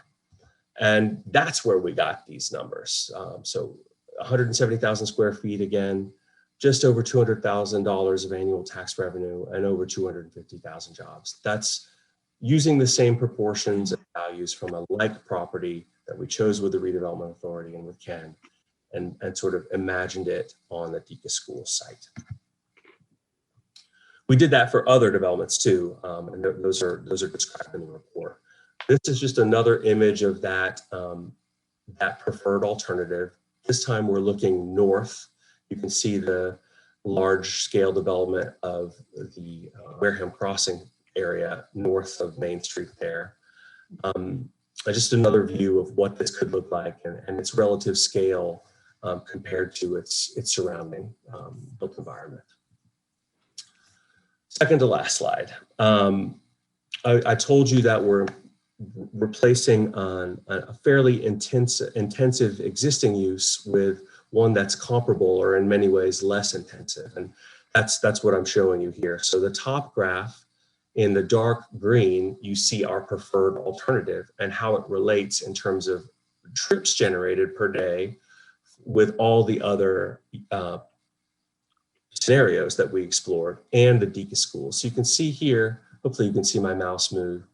It's just a little bit more trip intensive than the Deacon School. Again, based on estimates, industry standards, assumptions, and the best available data. In terms of water and wastewater use and generation, the preferred alternative, and in fact, all of the scenarios come in a little bit under our understanding of the Deacon School's uses. So again, the takeaway message here is just not a large additional strain on your town infrastructure.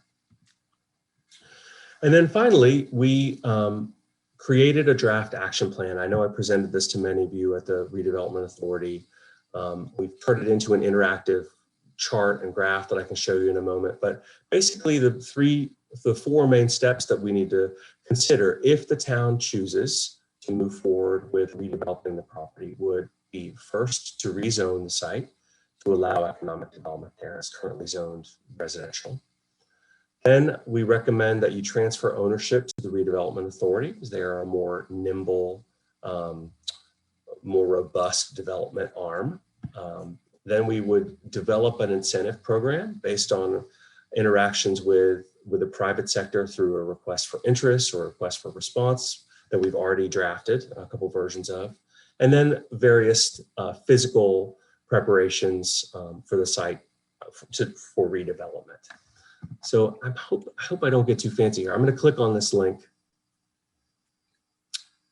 Do you now see a browser opening? No. No, okay, so I'm gonna stop my share and then reshare. And hopefully that'll work. You see a little chart now? Okay, so I won't spend much time in this. I know the meeting is running long and my remarks are basically over, but if you're interested in the step, I gave you the 4 main bullet points, which are here. If you're interested in our understanding of the step-by-step way to get to those action items and see them completed, that's all listed here, and it's available both in the report in a paper form and from the project webpage in this interactive form. I guess with that, Mr. Chairman, with your permission, I'll pass it to Ken so he can talk a little bit more about where our minds are for potential rezoning. Yes, Ken, go ahead, please. Thank you very much. And thanks, Grant, for a great presentation. This has been a good study. And one of the reasons why we started doing this is because we're running out of industrial zoned land in town. A big chunk of it was taken up for Wareham Crossing. Another chunk was taken up for the Toby Road solar farm. We have an opportunity to get uses in that have higher tax incentives and job incentives for the town as a result of the different uses that could be made of the site. So what do we do for zoning? The industrial isn't necessarily the exact fit for uses of the land. We looked at the BDOD, the Business Development Overlay District, and that has some issues as well. So it may be what we want to do is figure out exactly what we want to use the land for. If we want to have multiple uses, the senior housing, the commuter rail, the public safety building, those other uses that Grant had laid out. We have to think about a different zoning, a different tack of zoning for the land, right? Because right now it's zoned residential. So it's going to be a little bit of a task, and I'm hoping to get some help from Serped on looking at the zoning and seeing what we have as opportunities and alternatives to get the kind of development that we want on the site. That's going to be a process that we'll be following through over the next 6 months. Okay, thank you. Questions from the board? Alan? Alan, you with us? I'm here, sorry. That's okay. I'm old, but I haven't fallen asleep yet. Okay. A couple questions. First, if we're turning if we turn the property over to the WRA, Ken, how does the income flow? Are we leasing the land and building something and leasing it to somebody, or are we selling the land? That's the question we'd have to answer in the process. There's a couple of different things that go on as to whether or not you actually own the land or you want to maintain control on it under a lease, a 99-year lease or something less. What we probably want is to sell the land and reap the benefit of the sale of the property and then take the full taxes and job benefits that the projects, possibly more than one, that would take place on the site would afford the town. So we basically, if we sell the land and we take that money and then use it to redevelop another area or more areas in that location is the idea, which is what normally a redevelopment authority does. That's a distinct possibility. Okay. Now the other piece, which I think is probably going to be a little bit off subject, when you look at that drone picture and everything else, we have, I believe, and I think Patrick knows better than I do, I believe the Bliss Family Foundation owns land on the other side of the railroad tracks there. And Correct, yeah. There's other things we could also possibly do to possibly purchase find a way to get some of that land to expand what we're doing. You know, because if you're talking, as an example, I mentioned it before, if for some reason commuter rail came and had to stop there, the whole thing could be on the other side of the tracks, so it doesn't affect the land there at all. So I mean, there's quite a few options because there's a lot of land, I believe there. I think the Bliss has two different pieces over there, one side and the other, behind the tracks. And I think there's also another piece of land owned by, I think it's McDuffie, that's never been developed. So there's quite a bit of options there as well. As far as the commercial development, as far as medical, I think the one issue there is that AD Makepeace already has approved for a sister building over at Rosebrook that's been approved but never built because there hasn't been any business to, or medical people want to come in and set that up yet. So that may not be on the table realistically, since they already have approval. They just have to build it if they want. But I would think that maybe there's a possibility of doing a few other things besides. I think the town has to decide whether they just want to just get money out of it or whether we want to take that property and provide services, nonprofit type services to the town. Because you mentioned senior housing development, community centers, Boys and Girls Club. There's a bunch of different things. And I think what's important is to decide what the town needs most, whether it's to earn a couple $100,000 per year, whatever, or is it more important to provide some services that are sadly lacking in the town right now? Thank you. Okay, thank you. Patrick? All right, so I'm okay. I actually like it. It's kind of what I had in mind when I thought of the property, being liquidated at some point, sort of going back to the private sector and using its value because it does have sewer. It does have a lot of good things to it. For economic development, there's other opportunities around it that we could tie to. It could be really a kind of a nice property. Now, as far as it being in the hands of the economic development, I don't have a problem with it going to the economic development. However, once the property's sold, I don't want the money to stay with the economic development. I would prefer it feed to the town and go back into the town funds to be used for that purpose. Economic development is fine, and the board that we have does a good job. That's not the point. The point is that it would be a considerable amount of money, and I'd like to see it feed back into the town because the town can use the money. The whole purpose of economic development is to be able to fund some of the services that we've been lacking over the course of time. And this is how we're going to do it. This is how we're going to keep the town going, to keep it with the economic development like we have with some of the properties and some of the money. I don't think is realistic. I don't think it's the right way to go. But I do really like the whole idea. I really like the way the layout is. I like it sitting in the footprint of the school is really nice. That makes it very nice. I love the layout. I really like the way the sewer is being used, less sewer, less things, and just slightly over the number of trips. Because, that'll be the thing that people will be interested in. How many trips are going down there, the traffic and all that kind of stuff. That'll be the issue as far as making a project like this work. There's plenty of space elsewhere for the kinds of things that we may have to do at some point. I mean, sometime we just did that senior development 40B, friendly 40B there, and that was helpful. But there's going to be a lot of senior things that need to be done and so on and so forth. I think there's something in front of the zoning board now relevant to another assisted living facility and so on. And I think these are, we're working towards those things as well. But this is just a great economic development opportunity that I can't see letting it fall between the cracks. Thank you.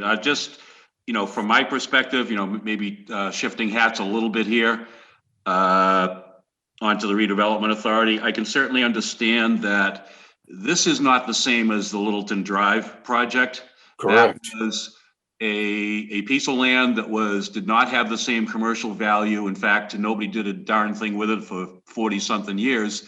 So it just sat there. It's not the same as this. And it would be one thing if the control of it were turned over to the redevelopment authority, or the management of it, or the solicitation were turned over to the redevelopment authority. But I almost kind of view this the same as Tremont Nail, which is directly under the control of the Board of Selectmen. We voted a couple of years ago to let the redevelopment authority do sort of the day-to-day management of it, and to solicit people and to propose agreements and so on and so forth. But at the end of the day, it's the Board of Selectmen that approve what happens there. So I would have, again, shifting hats, and I've got to consult with the redevelopment authority when we meet next. But my personal leaning right now is to say, I agree with you that this isn't something that should go over to the redevelopment authority and we should just turn it into a cash cow. As desirable as that might be when I put on the other hat, I don't think that's the best thing to do. So. Peter, you're so right. If we can get both of these parcels redeveloped, especially the Tremont Nail, get that up and running and get these developed. This is a big help for this community. It really is. People don't realize how much it will help the community, not just with dollars, but with jobs. I mean, that's a big deal, So. Yeah. Let's see, Jim. Yes, thank you. I would like to see the property considered for repurposing, community center, senior center, possibly housing, the buildings that are there. They probably have a life in front of them of 25 years plus, new roofs on them, a new boiler. And I think I saw $1 million price tag for the cost of demolishing the building. The building carries about a $7.5 million value as it is. What would it cost to develop 76,000 square feet of space for housing and/or community development building, senior center? We've got the seniors in the basement of the multi-service center. Nothing's been done. I think it's a good opportunity, and before we make any rash decisions to turn it over to anybody, we should consider all the alternatives on a cost basis, on the tax return on a development compared to the cost of developing these other spaces that we talk about. What's the cost per square foot on that?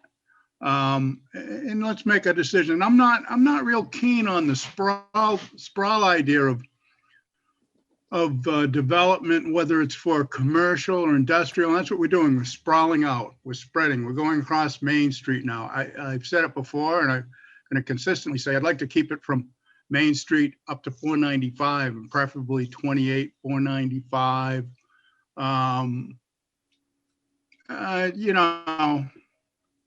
I'd like to kind of keep some of the characteristic that Wareham is in what we are.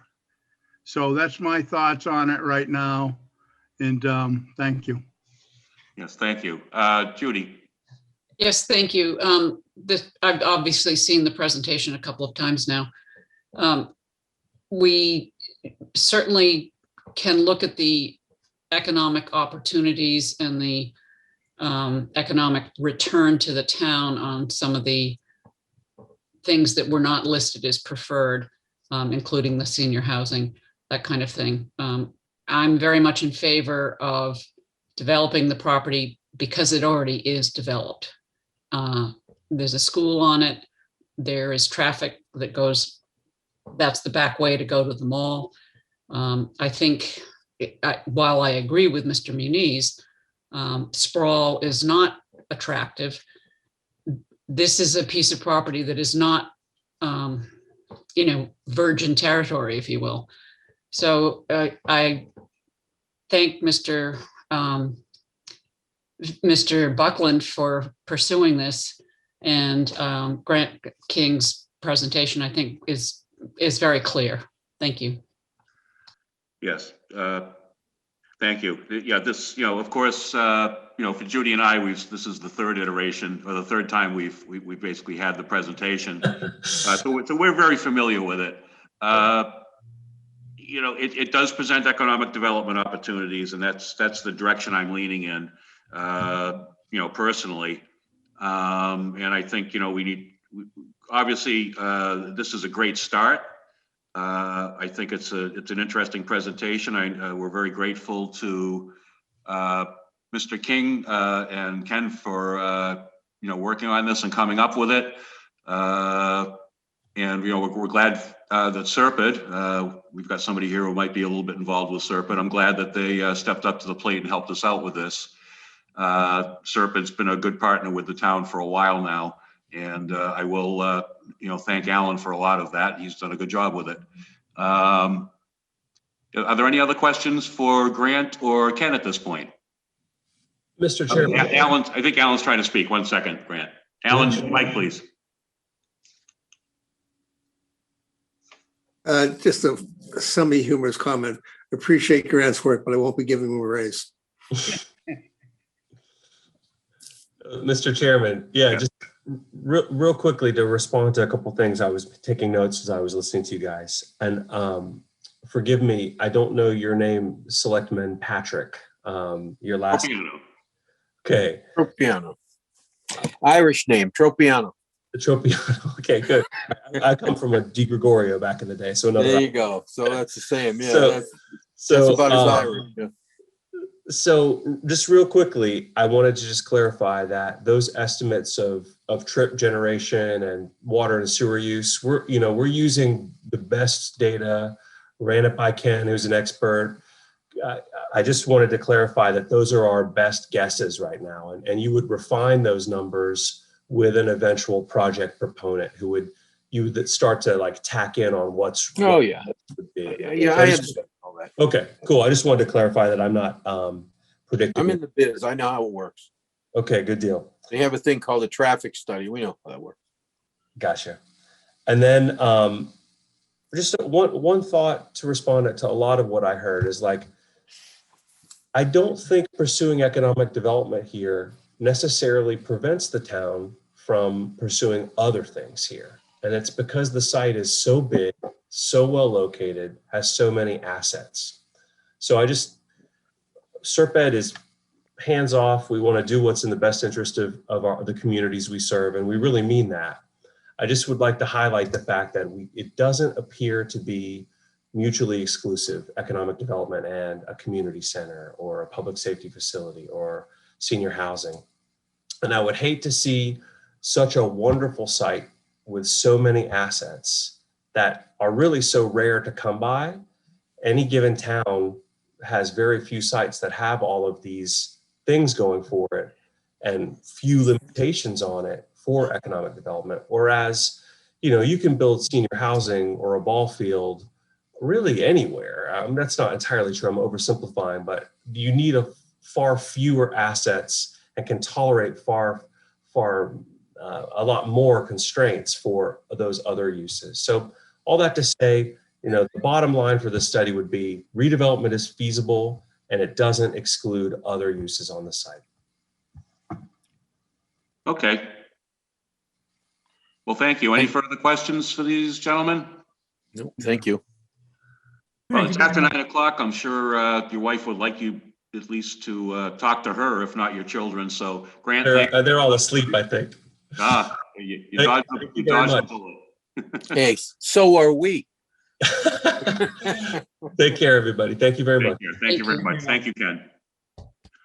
Okay, back to the agenda. Discussion and vote to permit signs marking Mass Audubon Society Conservation Land 226 Great Neck Road. Thoughts? Signs so that people go to the right place. I don't see any reason why they can't put it on their own property. Okay. And there's plenty of room right there. I come around that corner every day. There's no reason why I can't. Doesn't have to be on town property. It can be on their own property. People will see it. May I speak? Yep. The 3 signs that are being asked to be put on town property, most people don't realize that part of what is being asked is actually a public road. The road ends basically at the Audubon property, but it goes about 40 yards in. That's why the Mass Audubon has asked for the signs being placed on town property is to keep the traffic going into their location and not straight ahead on the private road. Okay. Well, I guess I understand that, although I still see why they can't put it on their property. It's pretty clearly marked. It's pretty easy to get into. They've been working there for quite a while, in fact, on the property in recent times. They've had signs out there that probably shouldn't be out there, but they're out there. And, it doesn't make any sense why we would allow signs. First off, I don't know that we even have the authority to allow them to be put up except on a temporary basis anyway on town property. Well, if you check the agenda packet, I think the basis for allowing it is in there. I think we did recite to the relevant bylaw that deals with more than just the 30-day signs that we do, as our selectmen's policy. This was actually within the bylaw that'll gives us the authority to allow signs on public ways. But, I certainly hear your point. Alan?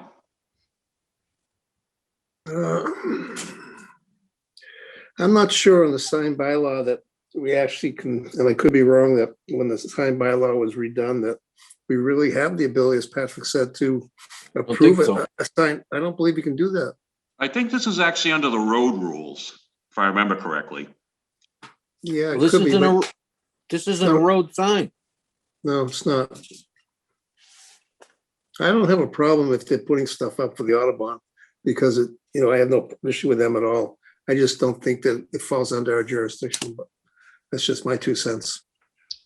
The inspectional service director instructed them to do it this way because of the bylaw. Well, maybe we should review the law just so we know what it is and then we can vote on it, make sure we're right. Next week. Yeah, I don't have a problem with that. Yeah. All right, so I won't call for a vote on it. We'll put it off till next week. Let me just make a Thank you. notation. Thank you. Let's see. What else do we have on the agenda? We did that. 2021 Springtown meeting warrant articles. Earlier, I don't know if everybody had a chance to look at it, but I started the grid for the spring annual town meeting. The first articles invariably remain the same from year to year. We do the same things every year. Article 1's the town election, Article 2's this. So if the board wants to wait till next week when the warrant is officially open, that's fine. I just figured if the board wanted to take the time to knock off a few tonight, I'd give you the opportunity. So what do you think? I just wait till next week personally. Everybody a little weary? I just I haven't think really. next week sounds good to me. Okay, then. Well, having been snowed under by the rest of the board, I guess I'll wait till next week. Yeah. I'm gonna go get rid of my trash. What, in the woods? You're in the dark. Yeah. It's the things I hear. Let's see. Any other town business not reasonably anticipated 48 hours? Alan, anything? No. Thank God. Jim? No. Patrick? No. Judy? Absolutely not. Myself, no. Town administrator's report. Is he still with us? No. Can I get more no's on liaison reports? I'll go Yes. around the horn. Alan? Yes, but I'm gonna not do anything. I'm tired. Patrick? Nope. Jim? I'll go along. No. Judy? No, thank you. Yeah, I'm not going to upset this apple cart. We do have a couple of executive session minutes to approve and Yes. hold. I move that we approve and hold the executive session minutes for February 2nd, 2021 and February 9th, 2021. All of you were present. Second. Third. Okay, motion to approve by Judy and hold, seconded by Patrick. Roll call vote. Alan? Yes. Patrick? Yes. Jim? Yes. Judy? Yes. Myself? Yes. Motion to adjourn. Second. Third. Motion adjourned by Alan, seconded by Patrick, thirded by Twice Whiteside. tonight. Roll call vote. Alan? Oh, yes. Patrick? Yes. Jim? Yes. Judy? Absolutely. Myself, yes. Thank you, Wareham, for bearing with us. Long discussion tonight, but I hope that a lot of the trash questions and issues have been alleviated, and we will see you next week. Thank you, See Wareham. council smiling, so that's good. Take care.